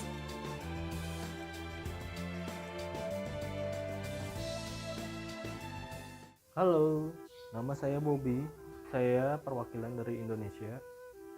ID saya Bobby.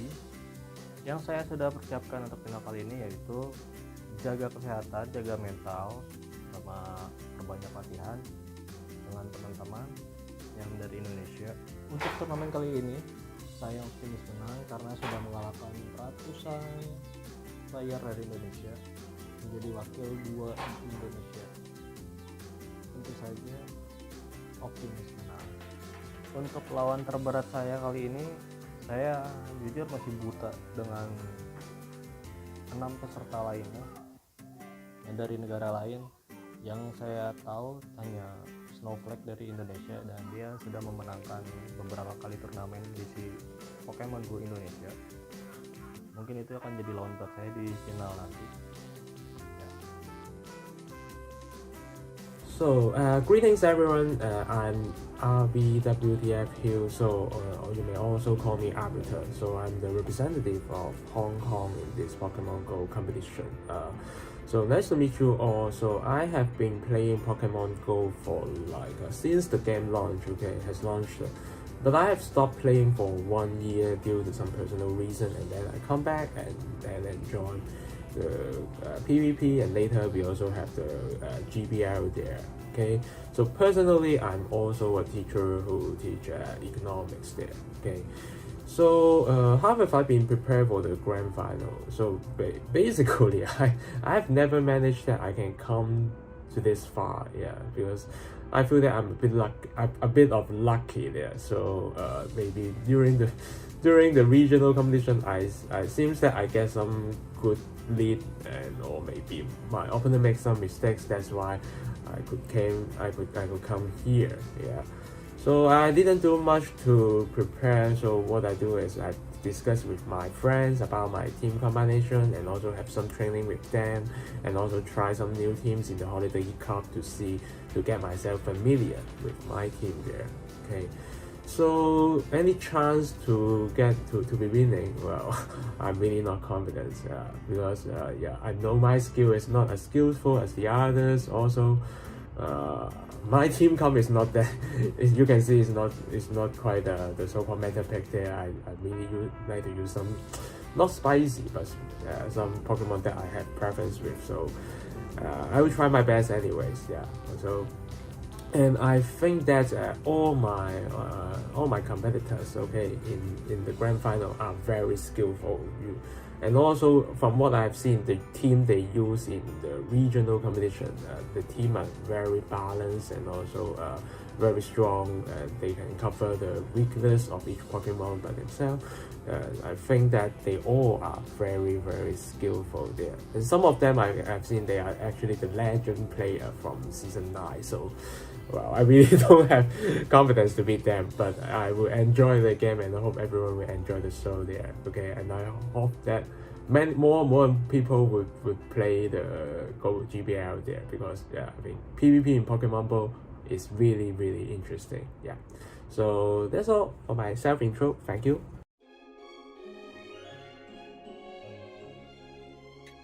I swear, Marky, you're just like, oh my god. Well, I mean, you can cut if so you. much. Sorry, but there's just I just have so many notes. It's fine. It's okay. I have other stuff I want to ask you anyway before the match begins, so it's okay. Okay.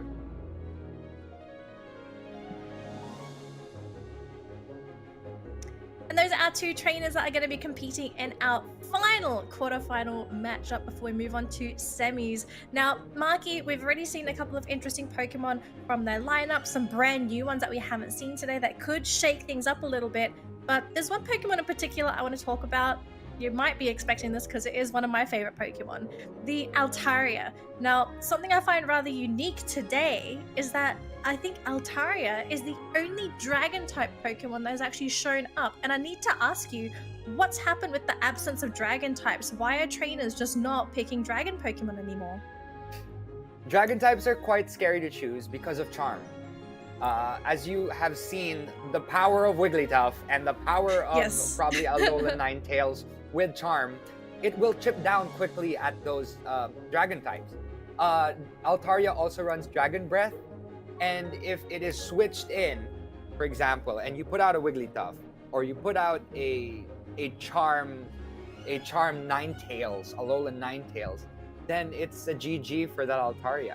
It will not be able to do too much damage to those fairy types. Although Altaria is the best choice for Dragon, as well as Dragonair. Dragonair can also be used, but we haven't seen him played at all in this round, but it's also a good choice to have.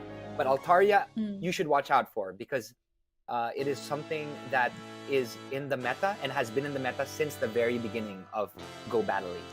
So let's see here, B-Bobby from Indonesia. versus Arbiter from Hong Kong. What were you saying? Damn it. I'm just saying, I'm hoping to see some of that Altaria play because we've been seeing a lot of grass type Pokemon pop up because of the Swampits, right? Because Exactly. it's got flying moves, it's going to be effective against the Trevenants that we've seen. So we'll have to find out. But for now, the battle has begun, Marky, and it's a mirror matchup with Medicham. It's a mirror Medicham match, and the thing about Medicham is it's quite exciting because there are different sets that you can run. So let's see if they're running identical sets, although one is a shiny and one is not a shiny. But I think they might be running identical sets. Although there is a real quick shift.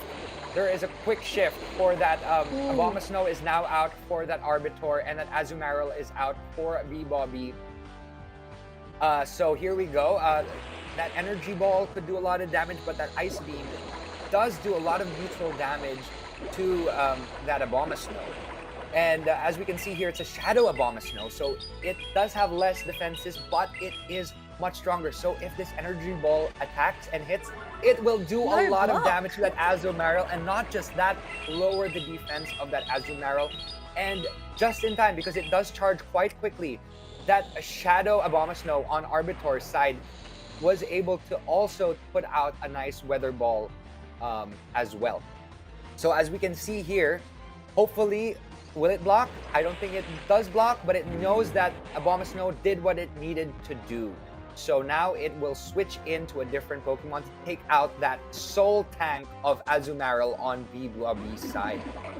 So now we've got that Medicham, which will probably be able to well, it was switched from that Medicham, and you know, sometimes when you switch in and switch into another Pokemon right away, you are tricking the opponent and really like trying to figure out if Arbiter will do something different if it already had a charged attack set. And it didn't. Yeah. He didn't fall for it. He didn't fall for it.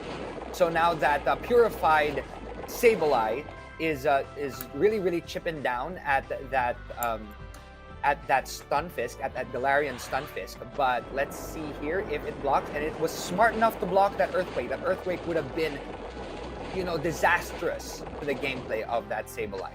So here we go. That purified Sableye on Arbiter's side will possibly do a foul play. I don't know if it has return because of that white cloud around it. It showcases that it is a purified Sableye, and the return is sometimes run for that. So let's see if that Earthquake comes into play, but no, it's just a Rock Slide, so it's only able to do a little bit of damage.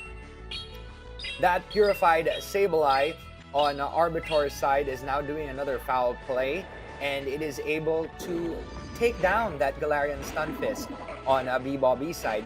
And oh no, that Shadow Claw will really chip down at that Medicham, and it was able to get to that foul play. And of course, without the shield, that Medicham does take a lot of neutral damage from that foul play on the side of Arbiter. And it's only, you know, if that Ice Punch is able to hit, that Sableye is taken down. That Medicham, although that Medicham on Arbiter's side had that Psychic ready to go, doing neutral damage on that Medicham on V-Bobby's side, winning it for Arbiter, Hong Kong, first round, female avatar. Hey! Good on you. Good on you. That was already just some fantastic matchups for our final quarterfinal matchup, and Marky, I'm honestly very impressed. I was thinking, okay, normally during these rounds you're gonna get a lot of 2-0s, but I think we're gonna be looking at a 3-game ending today for this one. Yeah, it might be a 3-game ending because you know they are playing some similar picks. They started off with Medicham versus Medicham because they knew. I love the mirror matchup. I thought that was brilliant, and having one shiny and one standard Medicham. Yeah, and they are running Ice Punch, and you know, on Arbiter's side, he probably could have guessed that an Altaria would have come out on the other side with that Dragon Breath, but with that Ice Punch, you know, it's tricky because it can take down that Altaria quite quickly because it charges quite fast. Also, that Sableye did quick damage on the other side. It was doing well for Arbiter for a little bit. So good job on that Sableye. Although for me, it is that Medicham that charged everything in the very beginning, It didn't let anything out, but at the very end, it knew that it already had enough charge to take down Bebop at the final blow when it was Medicham versus Medicham again. So what kind of changes are we going to be expecting for this next matchup? Because of course, this is essentially going to be one game to either victory, or we could be looking at a third game.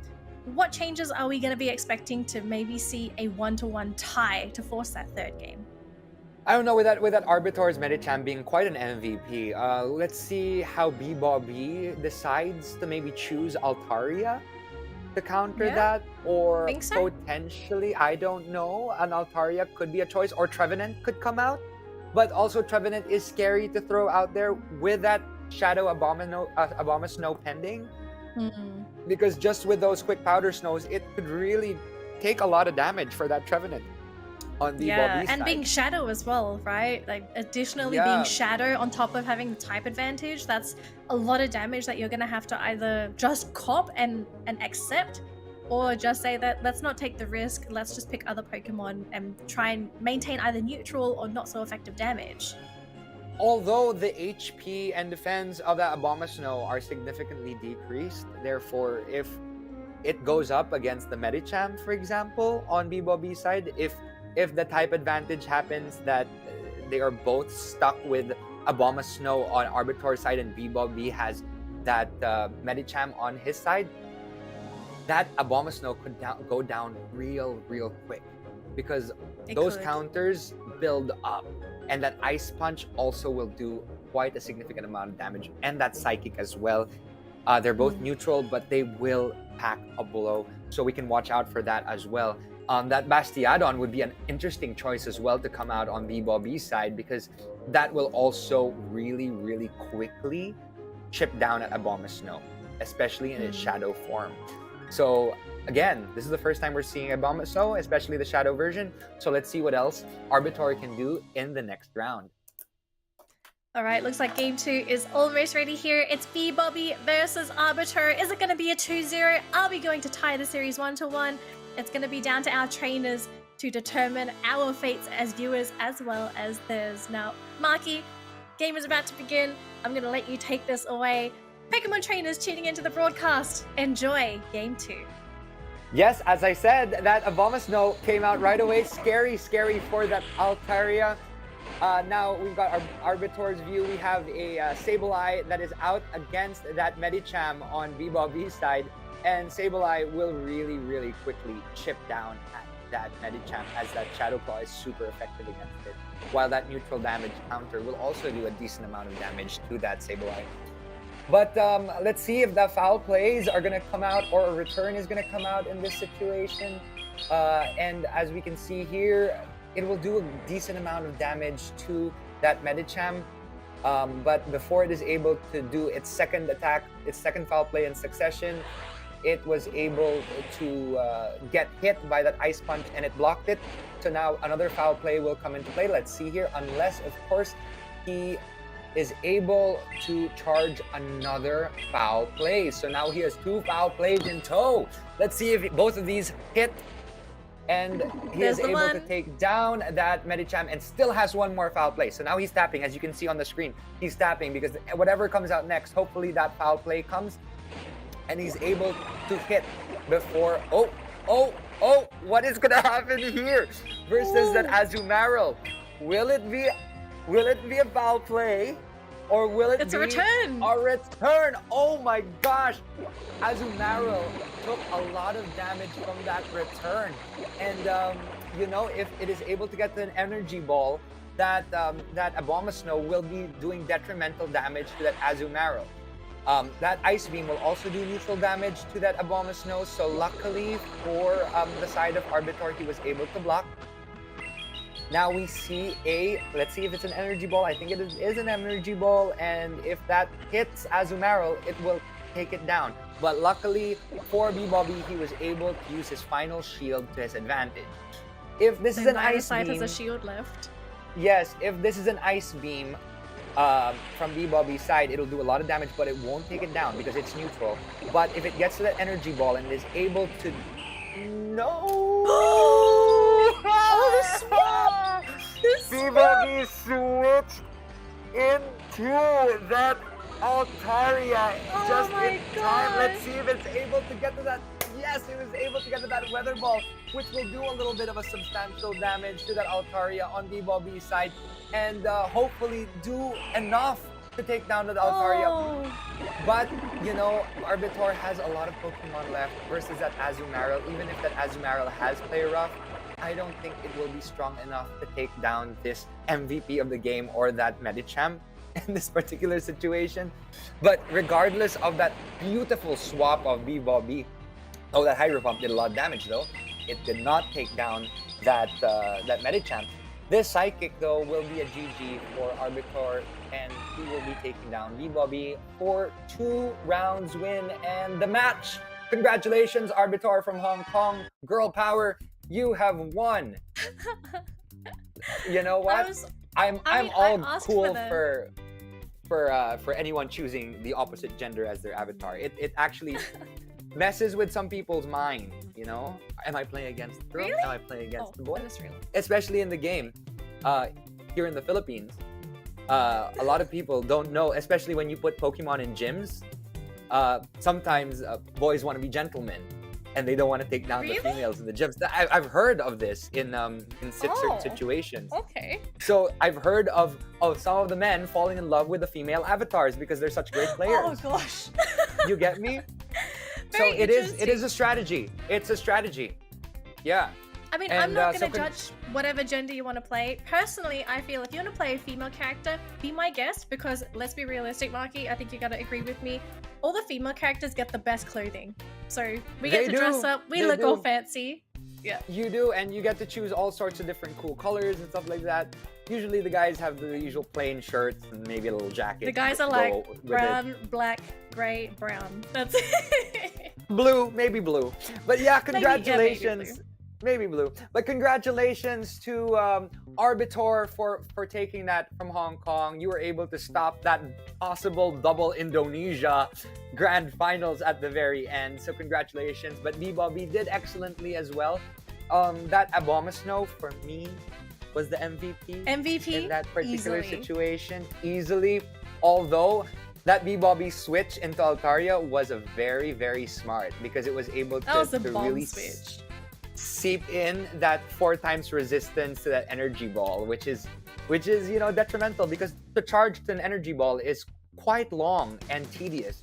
So congratulations regardless to Arbiter for being able to take down B-Bobby, even if he was able to do that fantastic switch into Altaria just in time. Yeah.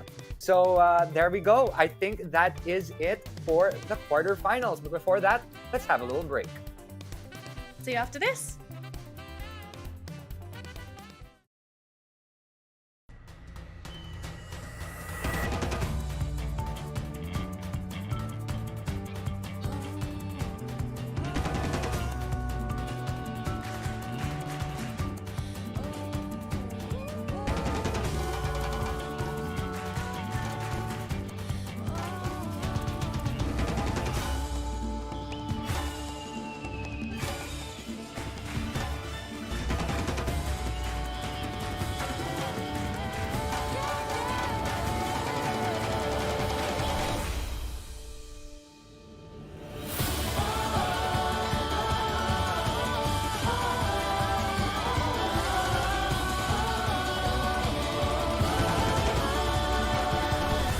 Pokémon GO 5th Anniversary.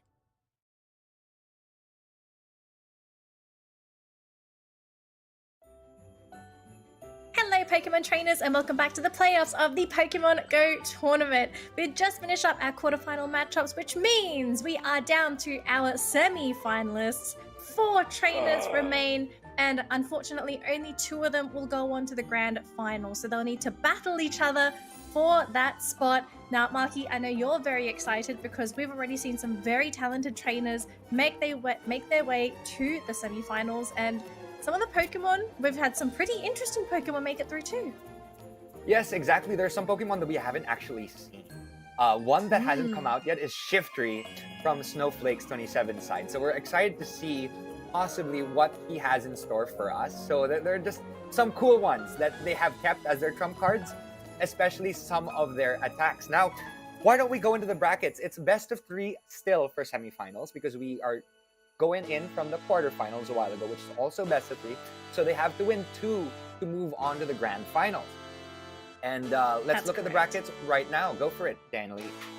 All right, so for people that weren't able to catch our matches earlier on, here are our semi-finalists. We're going to be watching Walker from Taiwan go up against Snowflakes 27 from Indonesia in our first semi-final matchup. And then after this match, we will have Shin Lina 86 from Malaysia go head-to-head with Arbiter from Hong Kong, again, for that grand final spot, that best of 5 that these trainers are aiming for. But before then, they have one more obstacle, and it is going to be this battle here. But before we go into our second semi-final, let's focus a little bit more on Walker and Snowflakes, because we opened the day with these 2 trainers matchups, and I think the comments we mostly had for Walker was that he has a masterful display of execution when it comes to these matchups. He's so good at picking what Pokemon he wants to bring into these matchups, and he knows when to use his swaps and shields. And the same thing can be said for Snowflakes. It seems like both of these trainers, they are well versed in actively swapping and figuring out when's the best time to use their shields. This is also going to be quite interesting, Danny, because Wigglytuff is going to be an MVP for Snowflake 27 today, because Wigglytuff is actually very effective against Sableye, very effective against Medicham, and also could be a worthy opponent to Azumarill and Swampert. So please watch out for that Wigglytuff. Also, that Drapion will be doing a lot of damage with its fast poison type attack.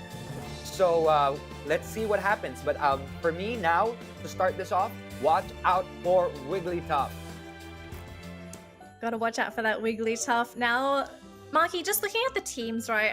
We weren't able to show it on the screen for the viewers, but what kind of Pokemon are we going to be expecting from both of these players? Like, what 3 Pokemon do you think would be some safe options for that first game? Well, for me, in my opinion, Snowflakes 27 will be choosing that Wigglytuff. Do you think he'll lead with the Wigglytuff? It feels like he it's... could no? either lead with the Wigglytuff or save it for a later time. But that Charm user versus that Medicham versus that Sableye, you know, they will have no way of combating this Wigglytuff. And of course, that Drapion will be a very, very good option as well for Walker to choose to combat against that Wigglytuff. So hopefully Walker ends up using that Drapion as well. So let's go into the versus. Without further ado, let's just watch it. Let's see what they choose. Let's go. Gotta let the trainers decide what's going to be happening here. But round 1 of our semi-final matchup between Walker and Snowflakes 27. Who's going to come out on top? Let's let all the trainers and their Pokemon do that talking. Who will win? Let's find out. The region of Taiwan versus the region of Indonesia. It's going to be quite exciting to see what is in store for both regions. And here we go. The Shiftry is finally out. And Taiwan side, we're watching a Walker and his Medicham versus now a Swampert. And it was able to switch right away and take in that Hydro Cannon because it knew how many mud shots it took before that Hydro Cannon came out, and it won't do too much damage on that Azumarill. Whether it be Play Rough or Ice Beam, Walker will do a considerable amount of damage to that Swampert. Swampert is a lot more bulky when the Ultra and Master Leagues, but in the Great League, it's a little bit more of a glass cannon. Not necessarily super glassy, but it won't do well versus either Play Rough or Ice Beam from Azumarill. Azumarill will do a lot of neutral damage in this particular situation if it is not shielded, and it is shielded. Let us wait to see what comes out next, because that Sludge Wave, if this is a Sludge Wave, will be able to do a lot of damage on that Azumarill. And it knew it was a Sludge Wave. It blocked. Stunning block. Stunning block. And that Shiftry that has come out will do a lot of damage, but Ice Beam that was chosen by Walker will also do a lot of damage on that Shiftry. Shiftry is very, very glassy, but now they don't have shields on either side.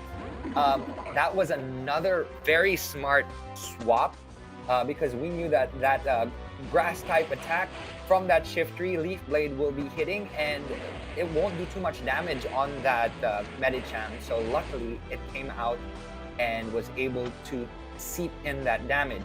Another Leaf Blade is coming, and I think it is going to be enough to take down that Medicham. No, there is a little bit of damage left, and Medicham is able to do an Ice Punch, which will be enough to take down that Shift Tree on the other side. Because as I said, it's a very, very glassy Pokemon, that Shift Tree, but it does a lot of damage. That was such a good pickup because you've got two Pokemon on the side of Walker that actually are weak to that Shift Tree, right? The Grass type. Exactly. The Grass typing from it would have obliterated his team, so fantastic way of getting rid of that Shift Tree. Now having to worry about the Skarmory, who is doing a reasonable amount of damage and is rather tanky. It is quite tanky, but that Hydro Cannon will do a decent amount of damage. As Swampert is an attacker. He is a very strong attacker, and he's also a Hydro Cannon spammer. So a couple of Hydro Cannons will do a lot of damage to that Skarmory. And from what we know, Walker has used a Sludge Wave, but Brave Bird came out, lowering the defenses and, giving the opportunity for Snowflakes to take control of this particular situation. Walker did not know that Brave Bird was coming and, did not have enough shields to block that. But now we have one Pokemon apiece on either side. That Ice Beam will do a decent amount of neutral damage to that Skarmory, but there is a little bit of a delay, a little bit of a lag. It might be enough if that Skarmory does. No, that Skarmory Sky Attack won't be able to take down that Azumarill. I have a feeling. It is not able to, but that Ice Beam might. It might be able to do enough damage to secure a victory. Let us see here. It did, and that Skarmory is taken down. Walker has won the first round. Congratulations, Taiwan! That actually looked like it was going to be a comeback from Snowflakes, but Walker with, again, just masterful display, understanding how to use his lineup to its maximum capacity. And I feel like the fact that he got rid of that Shift Tree, it was such a big call for him, because if he couldn't get rid of it, he would have lost his Azumarill as well as his Swampert much sooner. They would have had a lot less HP, and that game wouldn't have been that close. Also, that Brave Bird from Snowflakes 27 that came out of nowhere. Well, I mean, not necessarily came out of nowhere, but I mean, he thought that a Sky Attack would happen, but the Brave Bird came and it just really obliterated the opponent. But also, as you can see, because Brave Bird does so much damage, it also loses a lot of defense. So it was very smart of Snowflakes 27 to swap, because he needed to reset his Skarmory. So essentially, that was a very smart move from Snowflake's side as well. We're not discounting how strong Snowflakes was in that particular matchup. You know what? That game was just excellent. So let's see if Snowflakes is able to come from behind and beat Walker in the next round. I'm wondering what Pokemon are going to come out for him, because it almost feels like the Shift Tree was so efficient last game. At least you know that water Pokemon are a huge factor for Walker's lineup, that we might see the Shift Tree again, but do you think it's still going to be that Skarmory? Do you feel like that Pokemon is really necessary for his composition for Snowflakes?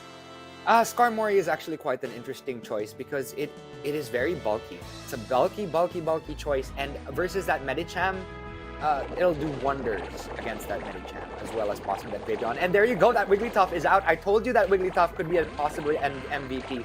He didn't take it out the first time, but now he brought it out, and Drapion is also a scary competitor to that Wigglytuff. So luckily, he was able to switch right away into that Swampert. Crunch coming out now from that Drapion, doing a decent amount of damage to that Swampert. We know that Drapion also has another attack that could potentially come out as well. So we will only find out what it is in a little bit. Let's see here if this Crunch is going to come and take down that Swampert. That Swampert from Snowflake's side was blocked. And let's see if Drapion on Walker's side is going to block this. and he just took it like a champ, and that Drapion goes down. Although, in my opinion, that would probably be one of the only choices versus that Wigglytuff. Although, who knows what other Pokemon Walker has in tow. We've got a possible Hydro Cannon coming in, which is the most likely Hydro Cannon. So from what we've seen, we've seen a lot of Sludge Waves. Not too many Earthquakes. I don't think we've seen an Earthquake. We're seeing now the first block used by Walker. In this situation, that Hydro Cannon would have done a lot of damage to Walker, but Walker was able to block that, and he is able to go for his second Hydro Cannon. He is blocking that because he knows that Swampert could potentially be utilized for further matchups in a later time. He is analyzing his opponent and finding out possible ways of taking down that Wigglytuff. And with that Swampert, we know that it actually has that Sludge Wave! Skarmory versus Skarmory! Skarmory versus Skarmory! And it's both flying attack. It's usually a Sky Attack and a Brave Bird for Skarmory unless they interchange it with Flash Cannon. But they are charging and charging and charging because they can't switch out their Skarmorys now. And if they Brave Bird, their defenses are going to go down significantly. This is a stalemate at the moment, so they're going to be completely Sky attacking each other until the very end, I have a feeling. But let's see who has more charge and who's able to take charge of this mirror matchup between the two Skarms. It seems like it's going to come down to IVs, right? Like, who has the better IVs? Who has the better IV? The CMP type matchup, who will be able to hit the Skarmory at the right given time. The internet connection is also in play, so who knows who will come out victorious in this situation. That Sky Attack is really chipping down at it.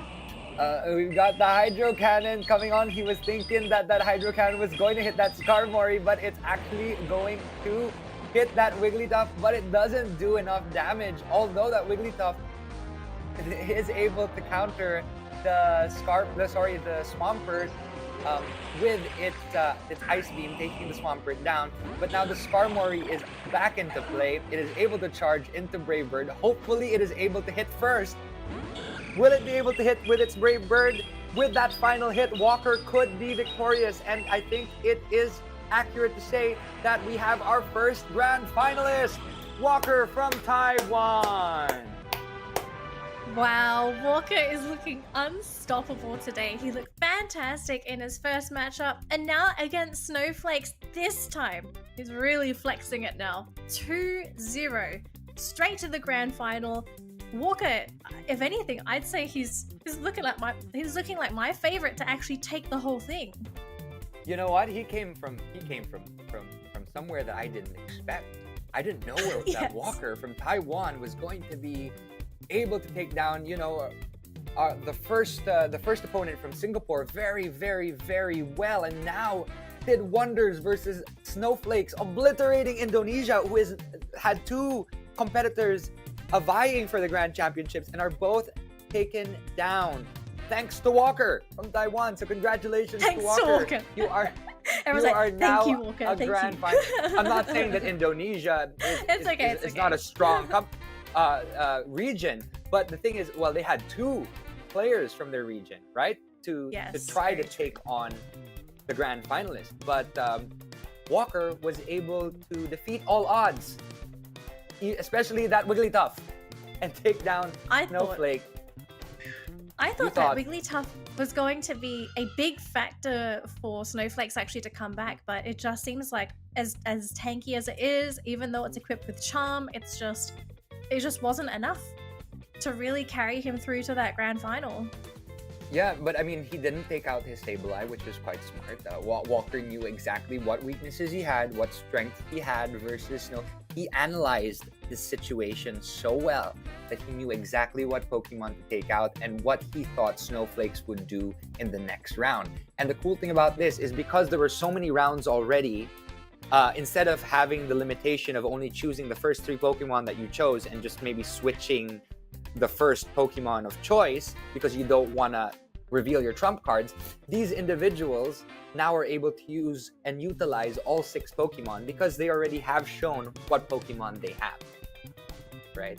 Yeah, so it's there not you just go. about the element of surprise, it's the execution. It's being able to start with the right Pokemon to think that, okay, these are the likely candidates that my opponent's going to bring out, so I'm going to bring these Pokemon who can not only resist them, but I'll also bring in counters that I'm going to be able to swap to if they're going to try and counter my initial Pokemon. So congratulations to Walker, he's our first grand finalist.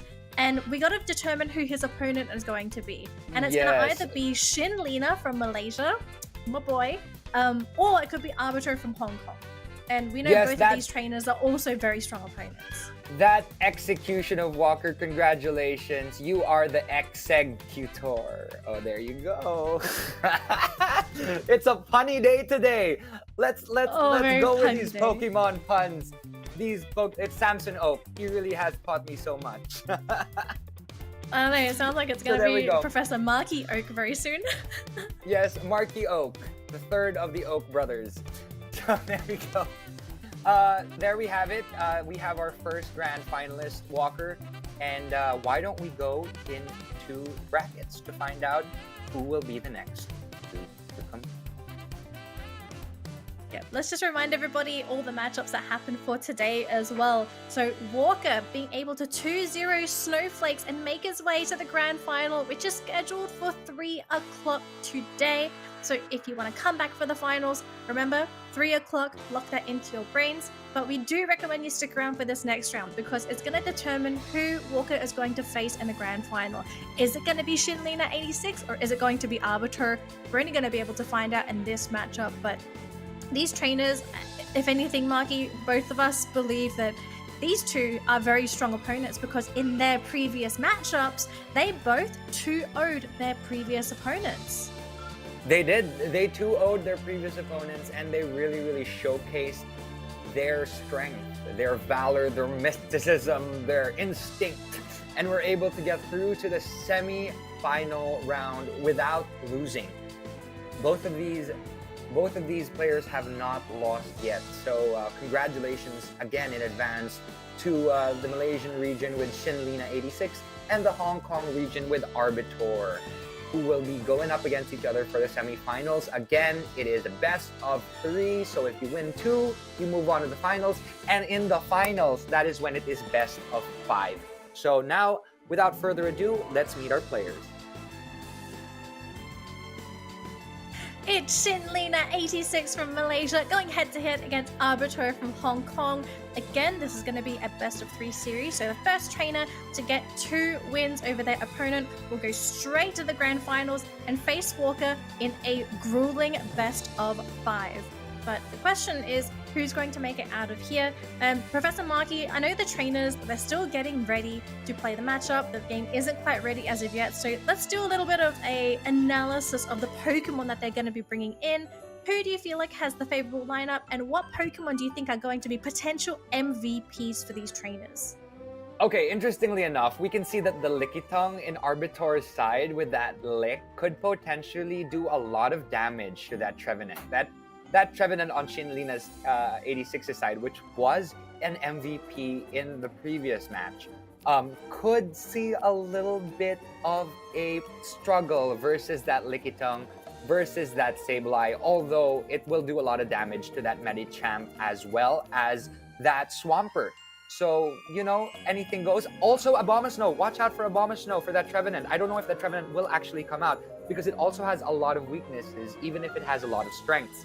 That Medicham, on the other hand, could do a lot of damage to that Abomasnow and that Lickitung, so it would be smart to maybe send out that Medicham on Shin Lina's side. I'm talking here for Malaysia. And Alolan Ninetales as well with Powder Snow could also do decent damage to the Nidoqueen, although it is also known that Poison Jab from Nidoqueen and the Fairy typing of Alolan Ninetales don't go well together. So it's going to be an interesting matchup between the two of those. Galarian Stunfisk is also going to be able to really make quick ties to that Abomasnow because of its Rock Slide, the spamming of Rock Slide, as you have seen in multiple occasions in the past, where it was able to really, really take down a lot of its opponents. And of course, that Noctowl MVP that was also present will also be able to do a lot of damage to that Abomasnow, although it is also double-edged sword as well. Abomasnow has a lot of double-edged sword cases in this situation because that Powder Snow will do a lot of damage to that Noctowl, but Wing Attack from Noctowl will also do a lot of damage to that Abomasnow. So Yes. we will be very excited to see what happens there. So in the end of the day, again, because of the fact that there are so many choices, we will find out who will choose the right first Pokemon to beat, Yes. each other out. And they're both level That seems to 46. be- They're It both seems at to be level one of the 46. biggest factors, right? Like whoever has the favorable matchup in the opening Pokemon tends to have the advantage, but the comeback potential is there. It just depends on how you're able to execute your lineup in general, and if you've got a backup lined up, right? Like in case you have a terrible opening, maybe the remaining Pokemon are going to be able to help you. But oh, look at this matchup! This is exactly what I said a Abomasnow! while ago. Remember what I said a while ago? That Shadow Abomasnow from Arbitor's side versus that Noctowl from Shinlina's side. It's a double-edged sword. Powder Snow is super effective against Noctowl, and Wing Attack is super effective against Abomasnow. So it's just up to the CMP ties, and it's obviously also up to which ones are tapping the fastest. But in the end of the day, and Weather Ball it charges much faster than Sky Attack, so it was smart for Shinlina to switch right away. This Abomasnow, the Shadow Abomasnow from Arbiter is coming down, and that Medicham comes back out, and Medicham can really chip down at the other side, at Shinlina's side, real quick, because that Galarian Stunfisk is half steel. So it is quite smart that it's able to put it out. Earthquake is the only option in this situation for Galarian Stunfisk because Rock Slide won't do too much damage on Medicham. But he was able to trick the side of Arbiter with this Medicham by doing Rock Slide instead of Earthquake, charging enough to make it seem like he was doing Earthquake, but he let out that Rock Slide. That Earthquake does a lot of damage to that Medicham, which was a previous MVP on Arbiter's side. But now that Arbiter has no more shields, it is going to be quite difficult to really be able to take down the opponent. This possible Psychic could do a potential high amount of damage to that Ninetales, but with that Fairy typing of that Alolan Ninetales and the possible Dazzling Gleam, that could do so much damage to that Medicham. And there you go, that Lickitung is out. I love Lickitung. Body Slam. Yeah, shiny too. Yeah, that Lick Body Slam combo that Snorlax is very used to in the Master League is something that Lickitung can actually use to its advantage. It is actually a legacy move, so there was once a raid game for Lickitung in the past. So if you have that move, it is also a best buddy Lickitung. So it is at level 51, so it's quite bulky. As opposed to it being a Licky, the Lickitung for Great League is the better option because it is obviously much bulkier. Essentially, it is like using an item, using an Eviolite in the main series game while playing Great League. But then Alolan Ninetales was able to take down that Lickitung real quick. But here we go with that Medicham coming out, although there are no more shields, and possible Weather Ball could really do a detrimental amount of damage to that Medicham, taking it down right away. But that Abomasnow, it was saving it because it knew that the Medicham wasn't really needed. That Abomasnow was able to take it down at the very end. So congratulations. Wow. That was just a flawless matchup, I feel. Arbiter from Hong Kong and that Abomasnow, that MVP Abomasnow. I'm sure he knew that lots of Trevenants would be coming into play. He knew that that Noctowl is also present. So Abomasnow is a really good choice to choose, as well as Swampert. Swampert is there, and those are three of Shinlina's really strong Pokemon choices. So Arbiter was smart. I think that Abomasnow pick is just really going to mess with Shinlina for this next matchup because he's got to think, wow, he led with it last round. It did so much damage. What solutions do you have? And, you know, technically Arbiter, he could mess with Shinlina next round and say, I'm not even going to bring my Abomasnow. Then what are you going to do then? Exactly. And that Lickitung, that best body Lickitung at 1.5 CP, very, very strong. Really showed Shinlina 86 what's up, because that was the first time I think it was brought up, and it was really effective in using its combo, its Lick Body Slam combo to really chip down at Shinlina real quick. So congratulations again to Arbiter for all of those awesome choices, and let's see if you are able to, you know, take on Shinlina 86 and win the second round.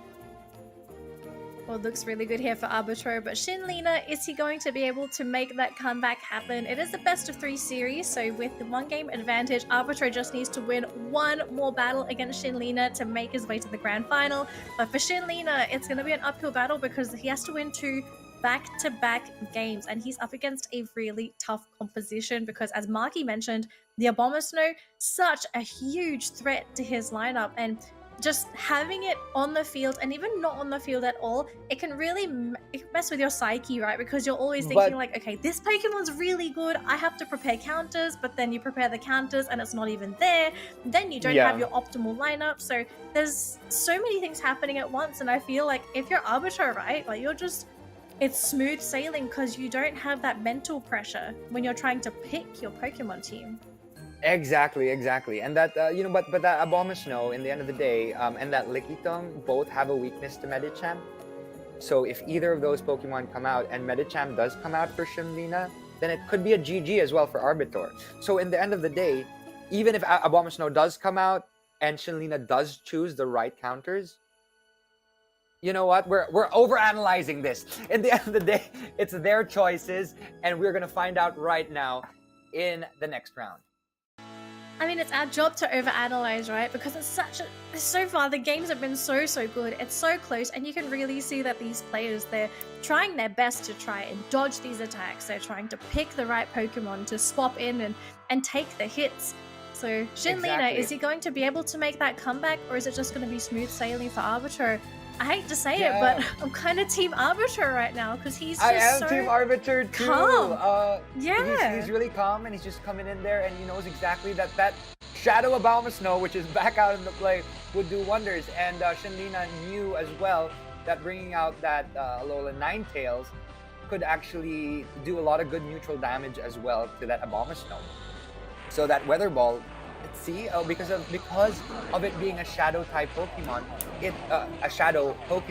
it does take a lot of damage. That Lickitung is also back out, so we have this double grass type because Lickitung also has the access to Power Whip and Abomasnow has the access to Energy Ball. So if a Swampert comes out at all, it could be a hard hit for Shinlina 86.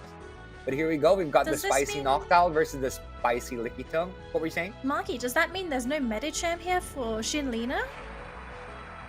We'll see. Who knows? We'll find out in a little bit. But here we go. We've got as we progress, we're gonna have the body slams one after the other. The Lick and the body slam. Lick's not gonna do too much damage, but it's gonna be able to charge that body slam so fast. As we've seen with a lot of the Snorlax in the past, and we've seen with the Lickitung in the last round, it is able to do a lot of good damage before that Noctowl can even charge one attack. And with that switch, it is able to do the Weather Ball right away, right after. So that is a very smart choice from Arbiter. It takes down that Noctowl and still leaves the 2 shields for Arbiter's side as well as Shinlina's side. So I think this would either be a good time to shield or a good time to just let that Abomasnow, you know, go down. But that shield was good because now it will be able to do a Energy Ball, hopefully, or a Weather Ball to be able to do a little bit of damage to that Ninetales. It's really funny that it has a Weather Ball and an Energy Ball because it is a snowman, kind of. So it's able to throw those balls at Ninetales. That's the first time actually seeing that. It's something I noticed quite recently. So let's see here if he will do the energy ball, which will do quite a lot of damage to that Ninetales if it does hit. But yeah, Ninetales was ready for that. It did block. And that Lickitung comes back into play right now. Oh no, will it be able to get to it? I think it knew that it was not going to be able to get to that Power Whip, so instead it just used the Body Slam. Or it knew that Hydro Cannon could potentially just wipe it out, so it just decided, yeah, I'm just gonna wait for it to take me down and just do the Body Slam. And that was a smart option, but it wasn't able to get to the second Body Slam in time. Therefore now, Medicham MVP comes out to play. Let's see here. What if this is a Sludge Wave? It could do a lot of damage to that Medicham. Hydro Cannon as well does quite a lot of damage. And see, but is it enough? It is not enough. Double. But it is a double Hydro Cannon, and I don't think it is enough to take it down. So it will be able to. Oh, so close. But congratulations, that might be it. Shinlina. Shinlina has taken the second round. Congratulations. You know, coming out of nowhere, Shinlina was able to go and defeat Arbitor in that second round. Congratulations to him. I love his answers too, because we already spoke about how the Abomasnow was just going to be such a huge issue for Shinlina, but even then he brought some fantastic Pokemon, and I don't know how to describe it. The way that he was playing, it was always like he was dancing on the edge, expecting the Abomasnow to come out, and he was so cautious when it did, because as soon as he saw the Abomasnow, he's like, all right, let's preserve that Swampert. We're not going to bring the Swampert out at all. We'll bring this out after the Abomasnow gets dealt with, or if they've actually used up their swap so they can't swap it in. And it was just so good, because once he had the swap advantage where he knew his opponent couldn't actually swap in the Abomasnow to deal with the Swampert, I think that was basically it. So Shinlina, even after losing that first round, cool, calm, collected, was able to play around the Abomasnow pick and able to tie this series 1-1. I am so impressed with how he played. Congratulations, Malaysia. They are hanging. You make it sound as if I'm playing. I'm not that good, but all right. But I'm proud. I'm proud of you guys, you know. And what's interesting is that in the beginning we were saying that Arbitor had the better chance of winning. But we also saw that each of these competitors had won both of their rounds in the first quarterfinals, or the third and fourth quarterfinals round. So now we can see how well Arbitor and Shinlina have been playing, and will be able to play a final round to decide which one is the better player, right? And will go up against for the grand finals in the next round, go up against Walker for that final crown. I also want to say I'm really impressed with these I'm going to call them unconventional, because they're the only two trainers to bring these Pokemon in. Firstly, the Abomasnow and the amount of impact that Pokemon has had so far for Arbiter. And then I wasn't expecting the Noctowl to be that effective for Shinlina, but so far this Pokemon has been a core pickup for all of his games, and it's done so much work for him. It's able to face tank a lot of this damage. It's also got some rather reasonable resistances, so I didn't think the Noctowl would perform as well as it did. Like, what's the secret behind the Noctowl? To be honest, that Noctowl has been around for a while. He's been chosen in multiple Players' Cups in the past. So different typings, the different kinds of Players' Cups in the Pokemon Go Battle League. There are spicy choices, for example, that you can only choose flying type Pokemon, or you can only choose normal type Pokemon.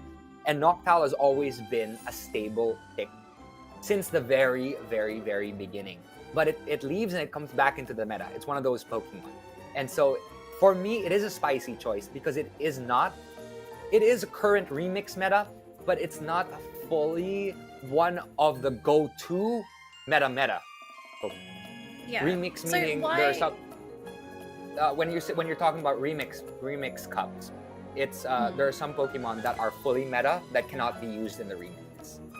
Yeah. Right? I just wanted to And- ask, like, especially for today, right? Like, why has this Noctowl made such a big play today for Shinlina? Actually, you know what? We're gonna hold our thoughts because we just got informed that the match is just about to begin. Game 3 between Arbiter and Shinlina is just about to begin. The winner will be facing Walker in the grand final for a best of 5 Yes. match. I know you're excited, Marky. I'm excited. Now, the thing is, last round, we thought Arbiter was going to 2-0 the series, but Shinlina made the comeback. Seeing that both players have been able to take a match off of each other, who are you kind of favoring now?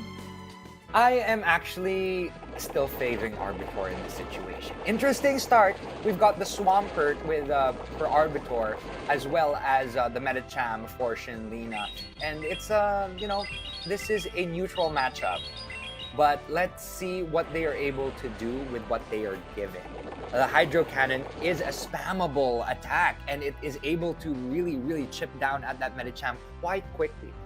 So it did block. That Ice Punch would have done a decent amount of damage to that Swampert. So who knows if that was a good choice to block.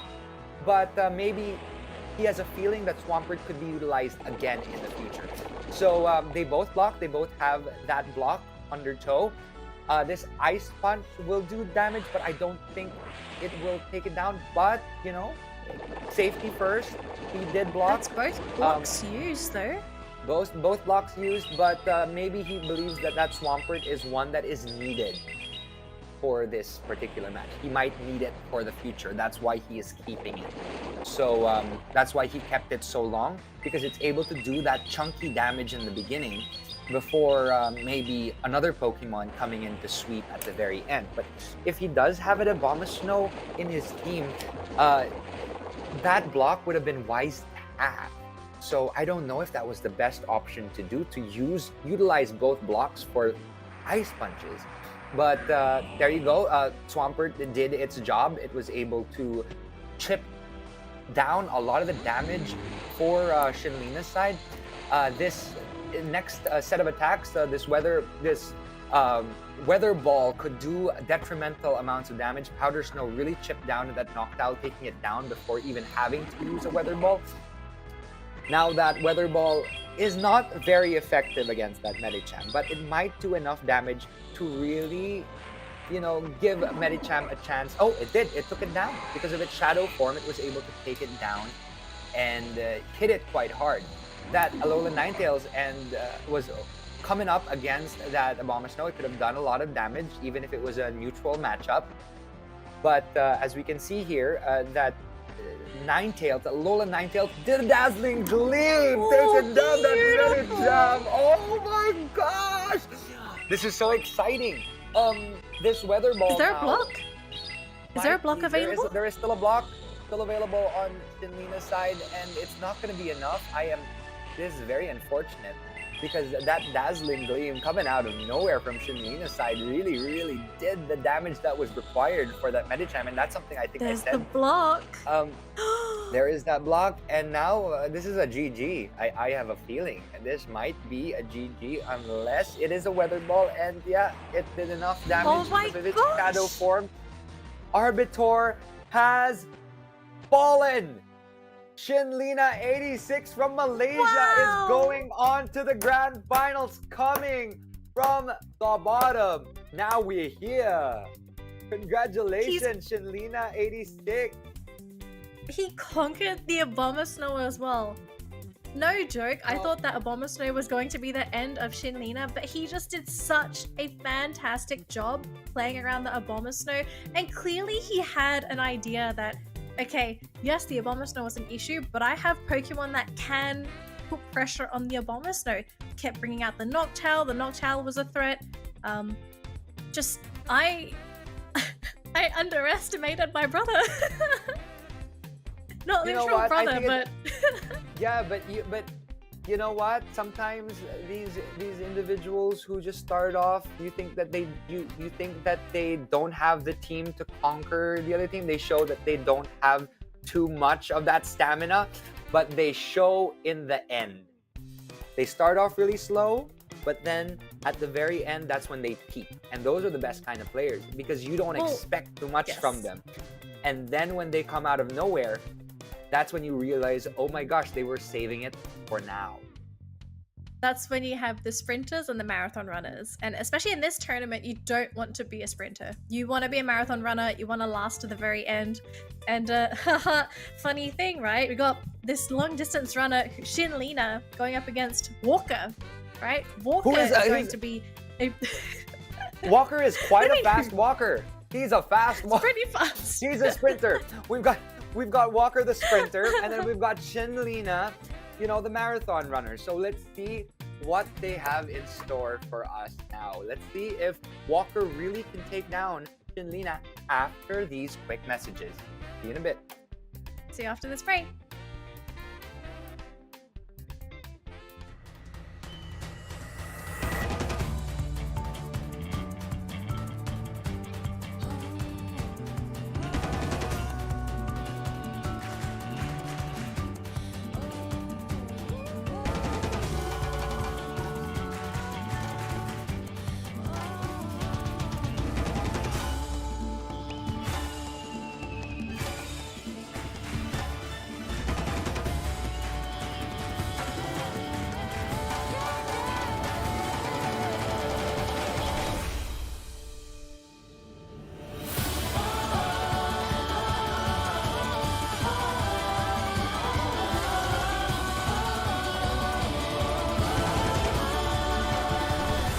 Pokémon GO 5th Anniversary.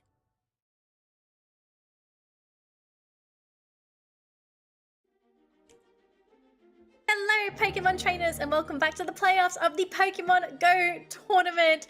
It is grand final time, and I know Professor Marky is very excited for this matchup because it is with I'm so excited. Giants. Yes, they are I two think giants. both of us, Oh my gosh. we have so many Shin good Lina, things to say. 86 from Malaysia and Walker from Taiwan. Some amazing games today. Like both of them had one game, at least either the quarterfinal or semifinals where they won both matches. So this is going to be, you know, up in the air. Walker, on the other hand, though, looking at the team compositions, he has a Pokemon that is good against each of Shin Lina's. Azumarill is good against Noctowl with that Ice Beam. Sableye is good against that Trevenant. Medicham is good against that Stunfisk. Swampert is a equality versus that Swampert. Skarmory versus that Medicham. Drapion versus Alolan Ninetales. So Walker has a very good composition here versus Shin Lina. And let's talk more about Shin Lina in a bit, but let's look at the brackets first before we can talk a little bit more about what the composition is in this particular situation. Absolutely. So for people that didn't get to tune into our broadcast earlier on today, you can rewatch the matches a little bit after this broadcast, but Walker making it all the way from the quarterfinals. He managed to beat Ric Flair Best from Singapore 2-1. He then went on and won over Snowflakes from Indonesia in 2-0 fashion and is looking fantastic in that grand final slot so far. Whereas for Shin Lina, he was able to eliminate IQ from the Philippines in a 2-0 fashion. And then he won over Arbiter 2-1 in what I want to call an amazing comeback because he lost the first game of that best of three. Exactly. And what's interesting to note as well is it's best of three for the quarterfinals and the semifinals. But for the grand finals, with Walker from the Taiwanese region and Shin Lina from the Malaysian region, they will be playing best of 5. So the first to 3 wins will be deemed our grand finals champ. Now, I know the players, they're almost ready for the match. So before then, we're going to talk a little bit about their Pokemon compositions before the match begins. Now, Professor Marky, I know you did a little bit of research looking into these teams, and you already said that Walker, he's got a counter to every single one of Shin Lina's Pokemon. But looking at the game through Shin Lina's point of view, how are you going to approach Walker knowing that all of your Pokemon, you can't fall back to one Pokemon to resist everything? Well, Swampert on Shin Lina's side is quite interesting because it is a neutral matchup. So for both sides, we will see what particular thing Shin Lina can actually do to counter Walker. But he also has Trevenant. That is his trump card. Trevenant is good against 3 Pokemon on Walker's side. It is good against Azumarill, it is good against Medicham, and it is also very, very 4 times effective against Swampert. Walker does not have that Trevenant, does not have that grass type. So it is interesting to note that Shinlina has that trump card in his play. Although Sableye could always come out and just sweep that Trevenant. So let's see what Walker has to counter that. But from what we've seen, it's a David versus Goliath. You know, this is an interesting thing where we always thought that Walker was going to be the David, but he ended up Goliath the entire way through. Yeah. I mean, looking at him, right, he just seems so nice. He seems like that guy. He's just so happy. And then all of a sudden you have these terrifying Pokemon that just sweep you away and you're like, I never had a chance. And it's also interesting to note that Shinlina has that Noctowl still, even though it doesn't have as many type advantages. It still will do wonders against Medicham, which is Walker's MVP, well, from the previous matches that we've seen. So now, this is the grand finals. I am so excited to see what they bring out for the first round. But this is Walker from the Taiwanese region versus Shinlina 86 from the Malaysian region for the first round of our grand finals Pokemon GO Tournament Battle Festival Asia 2021. Let's go, Marky. I'm so excited for this first game. I want to see how close the trainers are going to be in terms of skill. And look at the openings. It's Noctowl versus Sableye. An immediate swap. I told you that Sableye would... And as I said, that Swampert versus Swampert would potentially happen because it is the only neutral damage that Walker has versus Shinlina. The rest have counters. So with both Swamperts out, it's always going to be up to this CMP tie, and we hope that that Hydro Pump gets enough to be able to hit twice in a row, which Walker has been able to do. And now the Shinlina has blocked that second Hydro Cannon. Walker, I believe, will be... Oh, he did not block because he, as we know, Swampert has been utilized multiple times as one of his best Pokemon, and it could actually take down neutrally a lot of Shinlina's Pokemon. So I think that's why he did block that last one. Also, he was able to take out this particular Swampert with Hydro Cannon unless it's blocked, and it isn't. So Walker still has his Swampert available, although it does not have enough to use the Hydro Cannon. Although it does make it to one final Hydro Cannon, it's like a last resort for it to take a little bit of damage to that Noctowl. And before going down, it was able to do a Hydro Cannon, so props to Walker for being able to do that.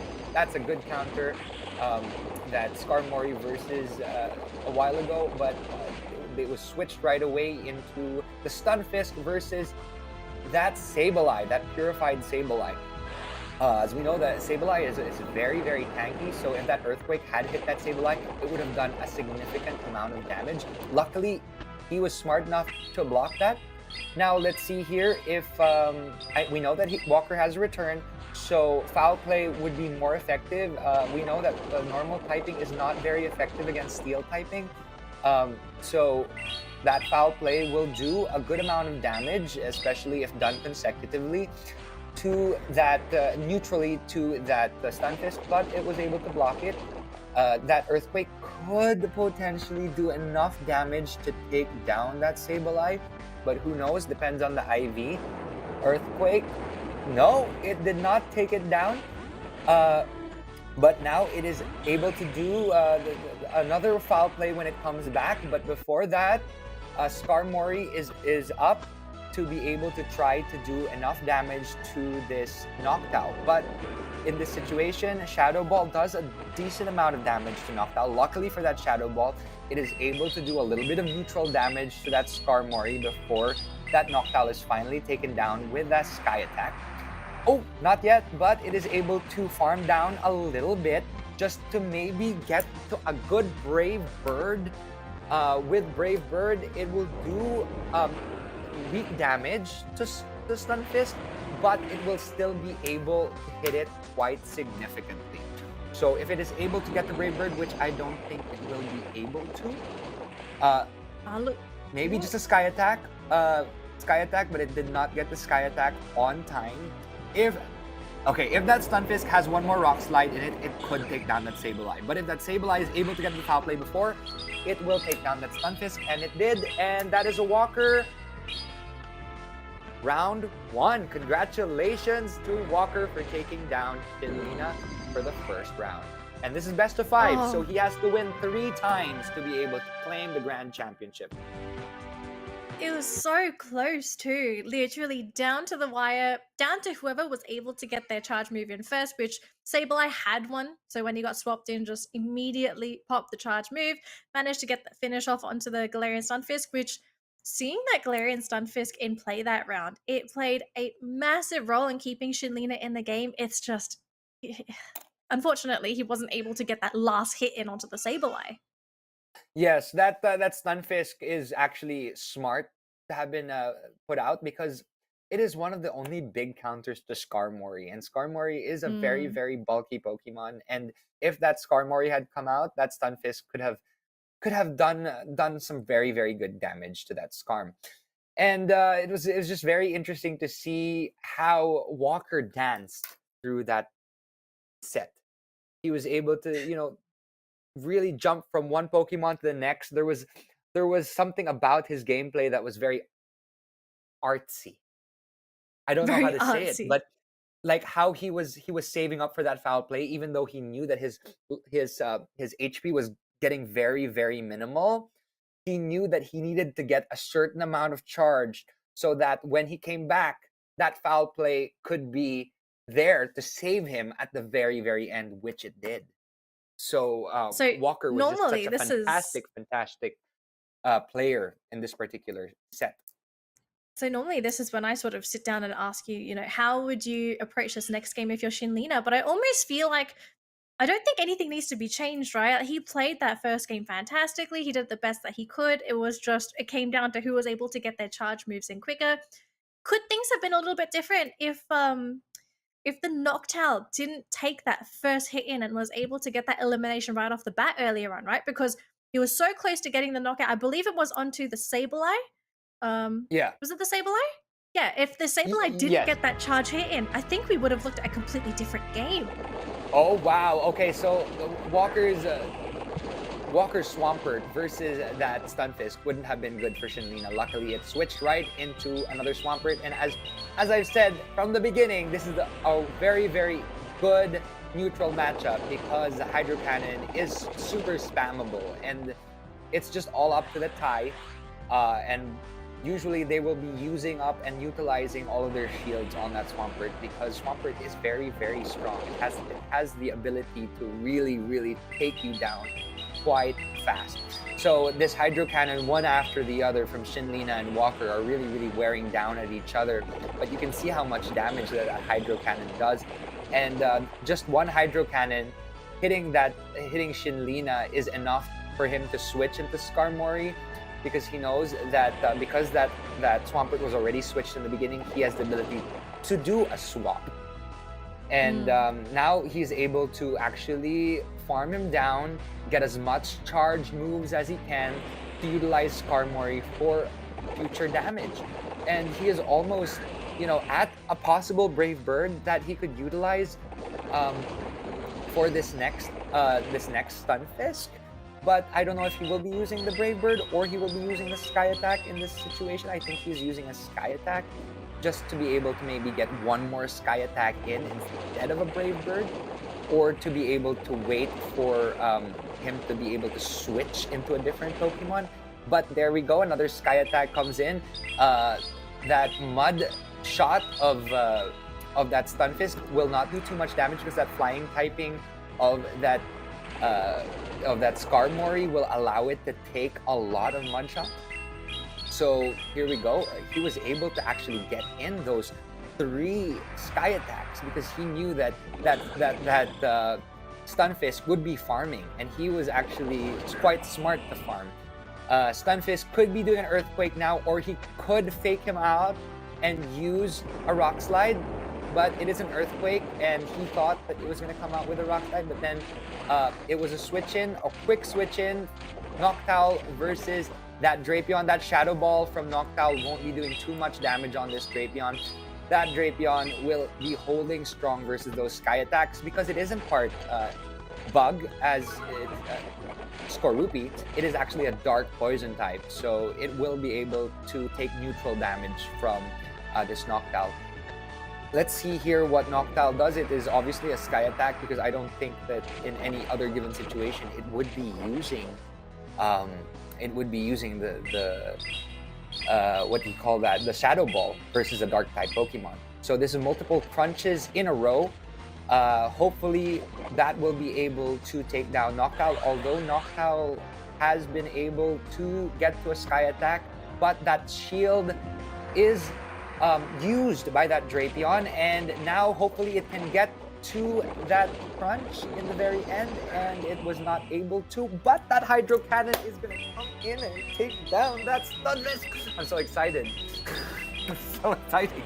Okay, so that Hydro Cannon has taken down that Stunfisk, and with this final blow, hopefully that crunch will come first. As you can see, there's a really quick tapping on Walker's side to get that crunch, and he gets to it right in time, taking down that Noctowl for that second win on Walker's side. This guy is unstoppable. This Goliath, the Arceus of gaming. Walker has won 2 out of the 5 rounds. I think it's the Chimchar outfit. That has to be giving him all the power, all the luck in the world. It's not the Chimchar outfit. It's that. What is it? Leon Flex. Because I would like to say that is something that you get when you reach Legend in Pokemon GO Battle League.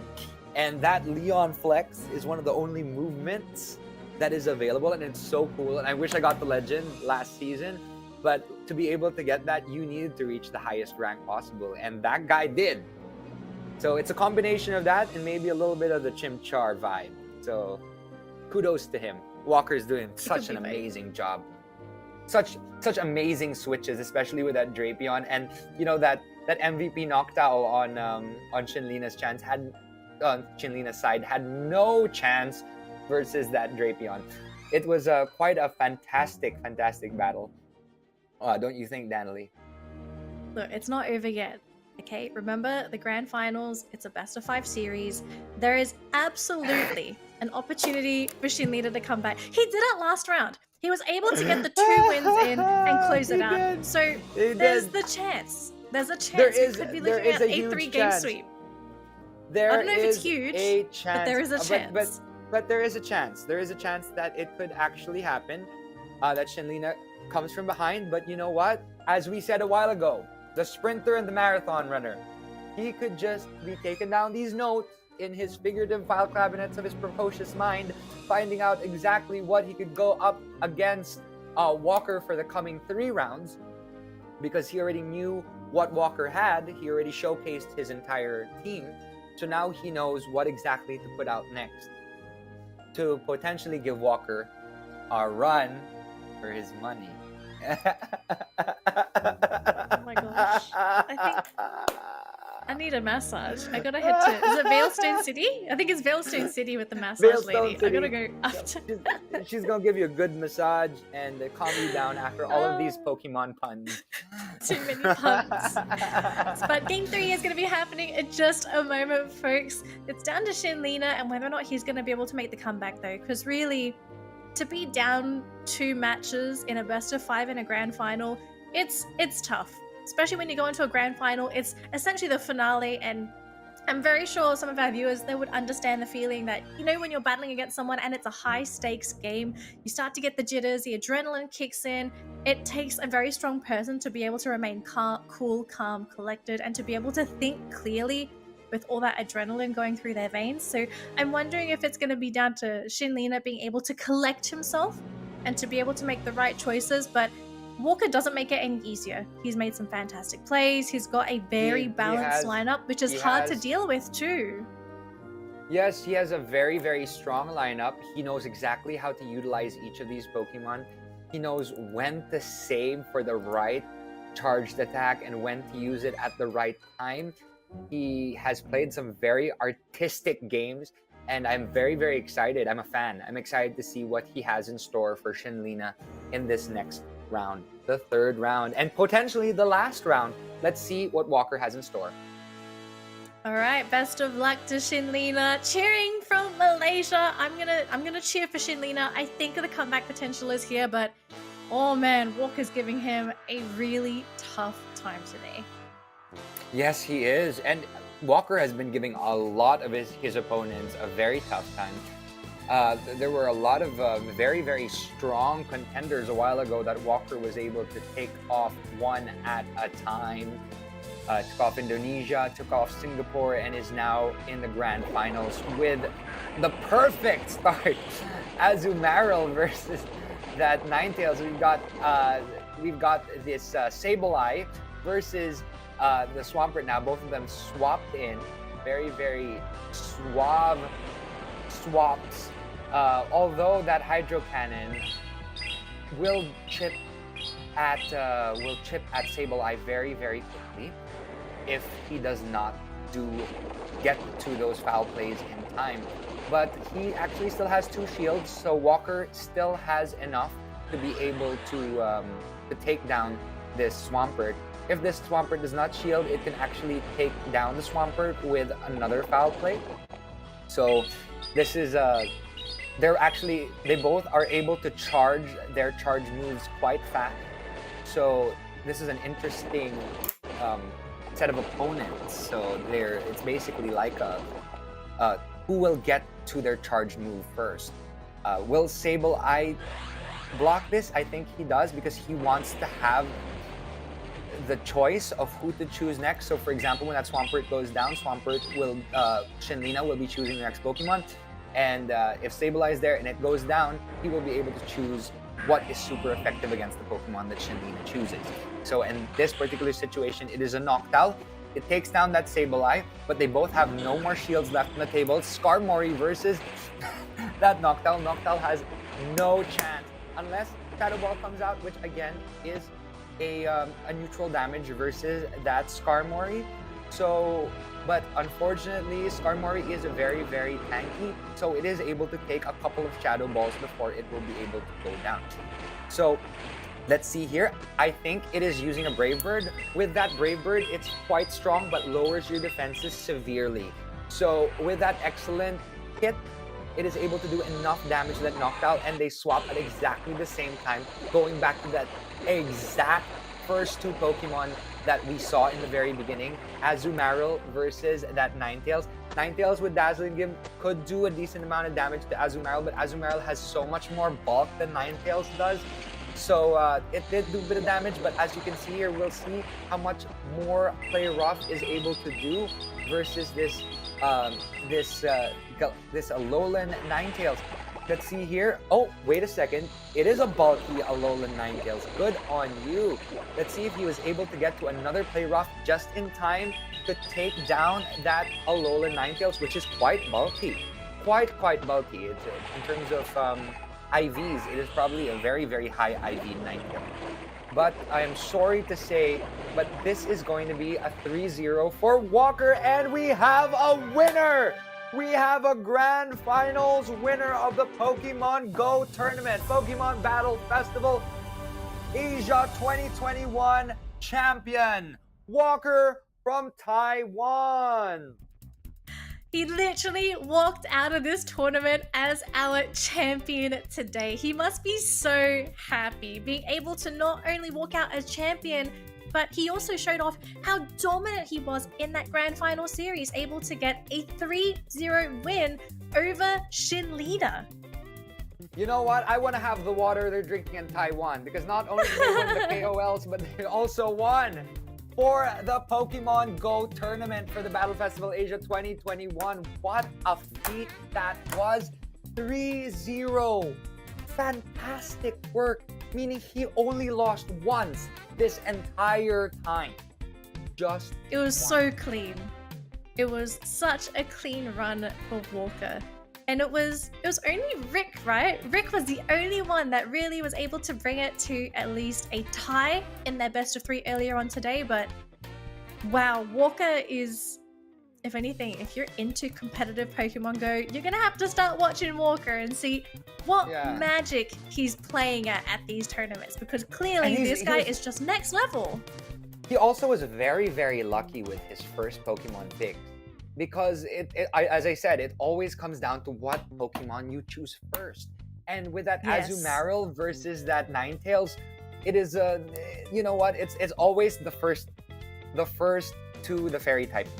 So whoever reaches that Play Rough or that Dazzling Gleam first will be able to do more damage. And the thing about Azumarill is it does get to Play Rough much faster than Ninetales does.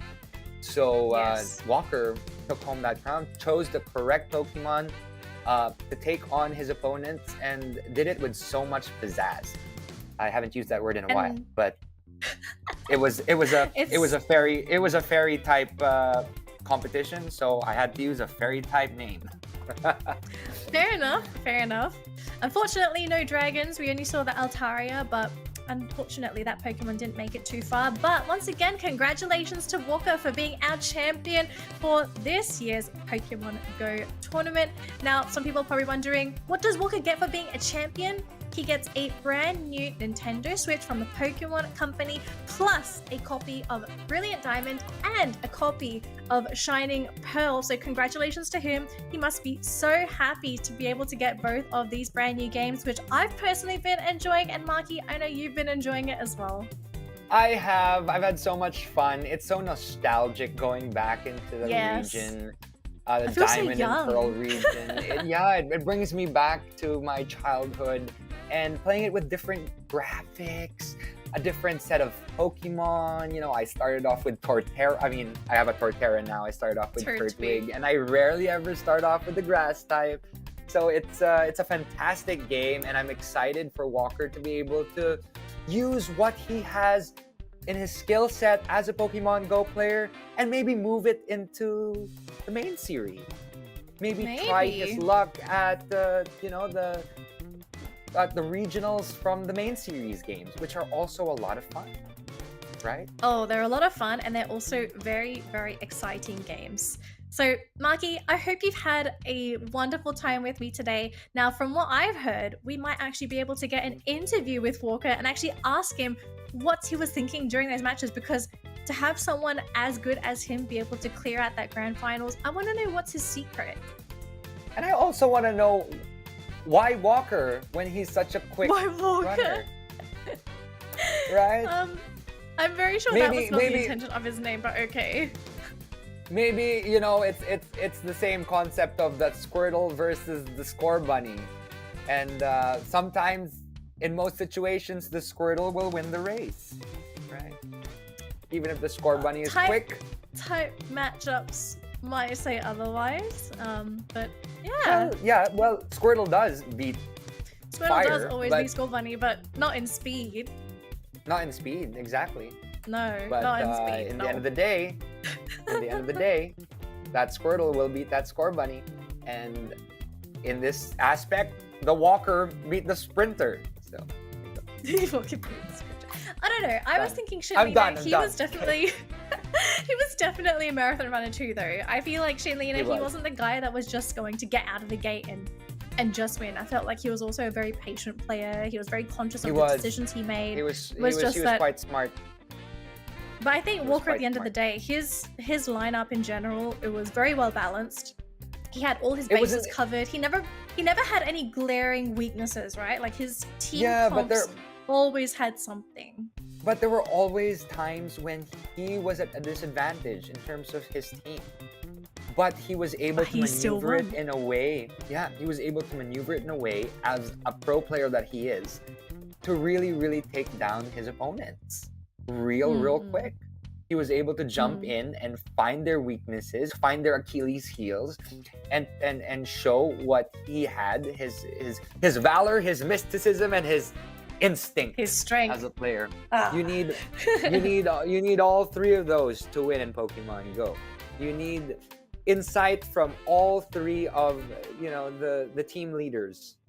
So that's why it's also important to meet the different teams. I'll be excited to find out what team he represents. What team as well. he's playing for? Are you gonna swap teams to figure out what team Walker is on? If he tells me he has a different team color, and be like, okay, I'm gonna change teams now. I'm gonna be part of the Asian champion team. But I'm excited to see what team he is and find out how Pokemon Go is played in Taiwan. Although I have been there multiple times. Maybe we have actually been at the same events. I've gone to the Safari Zone over there, and I wouldn't be surprised if you just walk past him, right? Because he just looks like such a friendly guy. He's just a dude. But then when you battle him, you realize this is not just a dude. This is a Goliath in a friendly body. Yeah, interesting that I walked past him, right? I walked past Walker. Stop, buddy. Oh God, stop it. But yeah, that was okay. Just looking at his team, very, very strong choices, and I'm excited to talk to him about why he chose each of these Pokemon to make up his champion team. So without further ado, let's welcome Walker from Taiwan, our grand champion. Hi, Walker. Hi, guys. Congratulations. Hi, Denali. Hi, Marky. Thank Congratulations, Walker! Oh my gosh, let me ask, how long have you been playing the Pokemon Go, especially Pokemon Go Battle League? That Leon pose in the end is like, it's so it's so telling of how you accomplished legend rank, right? It's a legend pose. It's a very strong legend pose. Thank you. So I have been playing this game for 5 years almost. Ah, yes. Cool. Yeah, and I keep playing every day.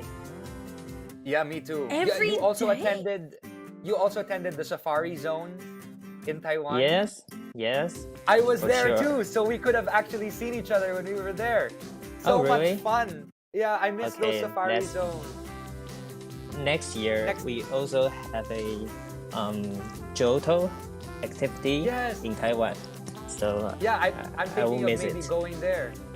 Well, if we're allowed to fly there. But I've been to 2 events now in Taiwan, and it's just so much fun. They're such awesome players, and they love Pokemon Go so much. So congratulations. I just wanted to ask you, why this team composition? There are a lot of meta choices and very, very, very smart choices. What were your instincts in choosing these Pokemon? Well, I don't like to defense. I always attack. So I construct a team that each mon can do decent damage to one another.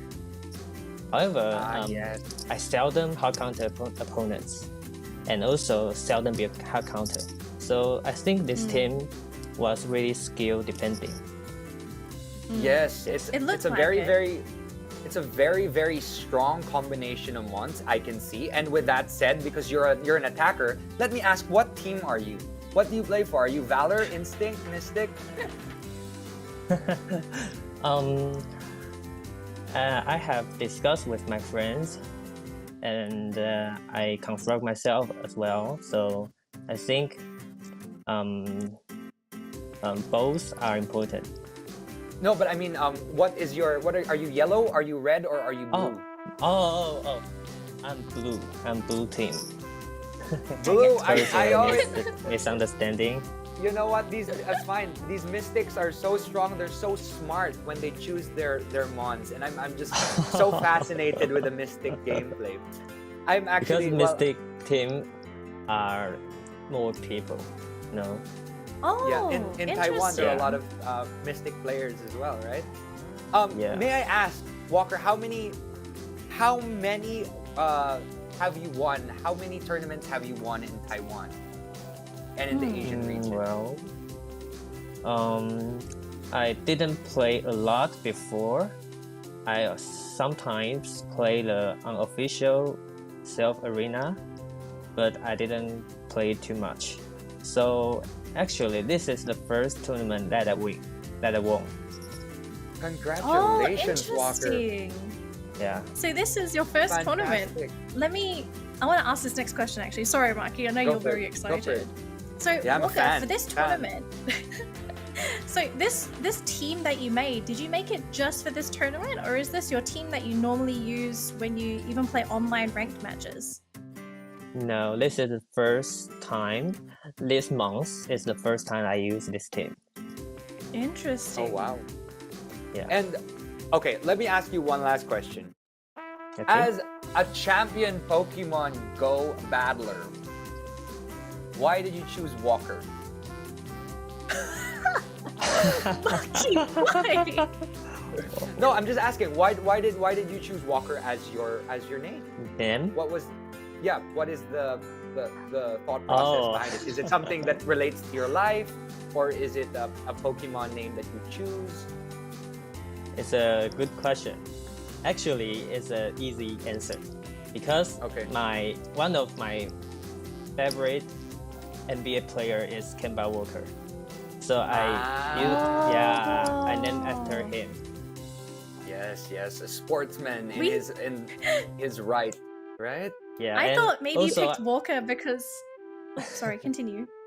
Okay, and also I inspire myself to be a keep walking guy, so I can make effort on everything. Exactly. And like for example, with Pokemon Go, right? You Yeah. walk to hatch eggs. You walk to stay healthy, and that is the concept of Pokemon Go. To really go out Sure. there and walk and enjoy the world, right? That's true. So Right. congratulations again to you, Walker, for everything you've done. And before we end, why don't we ask you what your favorite Pokemon is? I'm sure Oh. everyone's interested in finding out. I mean, it doesn't have to be best battler or best Pokemon Go battler, but what is your favorite Pokemon? Cutesy wise or really cool wise? My favorite one is Sceptile. Good choice. Because Why? I'm a big fan of Ash, and Sceptile is his one of his strongest Pokemon in his team. So Agreed. I really love it.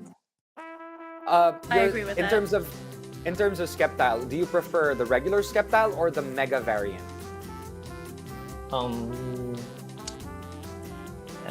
Actually, I love the regular one. The regular. Ooh. Yeah, Regular Okay. grass type. because the Mega one is too colorful. I like Yeah, the let's green. go. Yes, plain and simple. Like his choices today, Yeah. they were Yeah, straightforward. simple. Some of the best meta, like 1 to 6, the best meta Pokemon in the Pokemon Go Battle League. And congratulations again, Walker. A round of applause to you.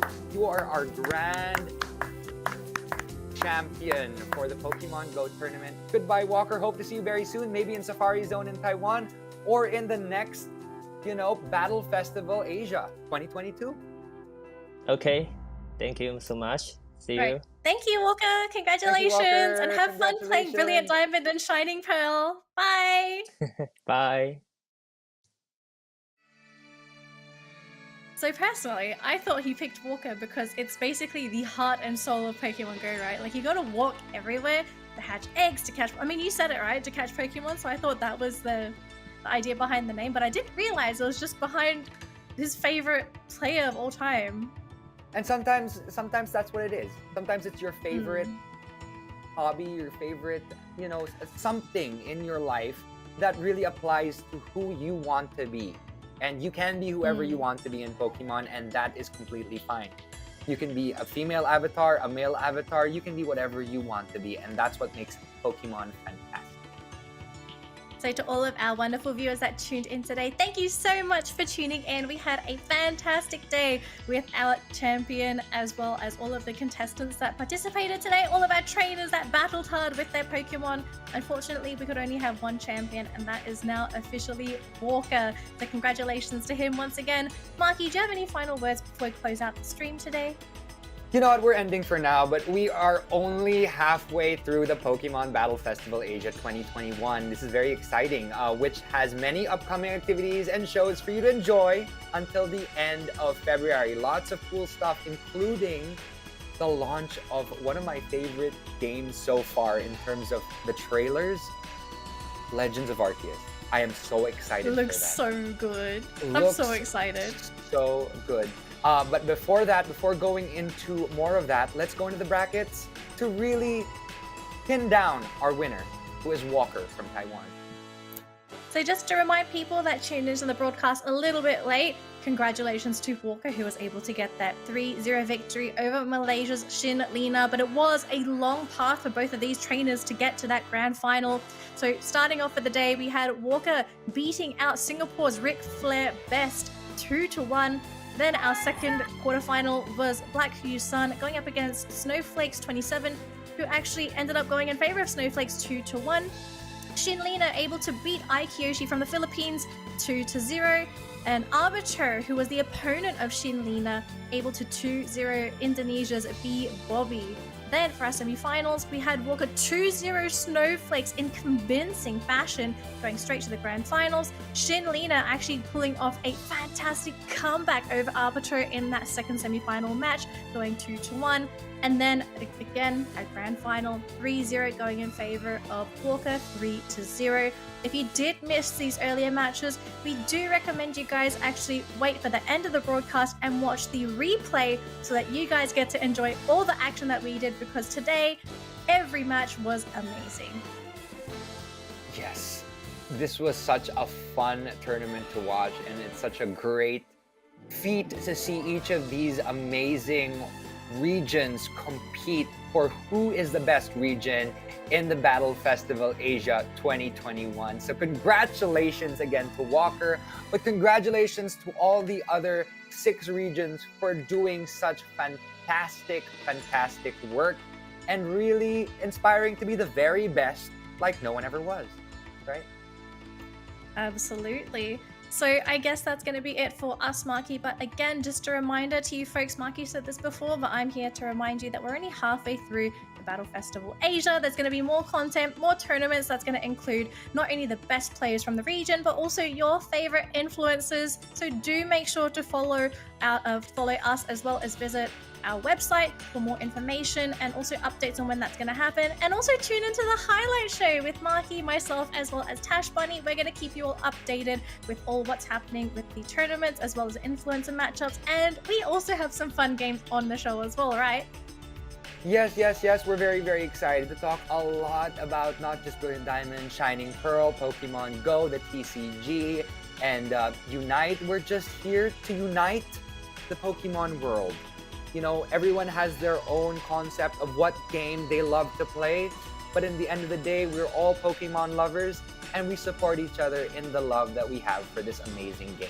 So without further ado, I have been Marky Strom, and this is Dan. I thought you were going to do me. All right.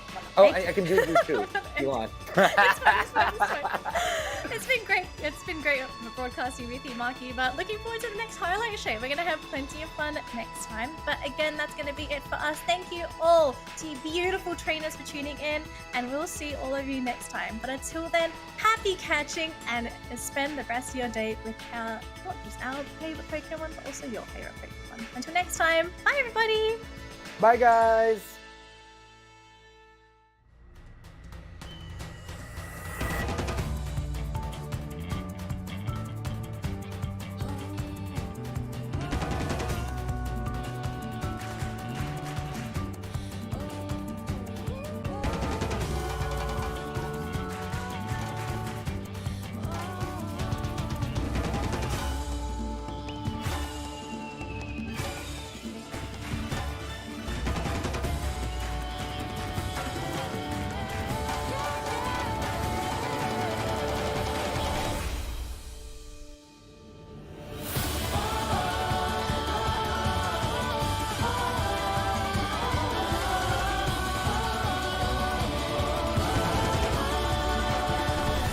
Pokemon Go, 5th anniversary.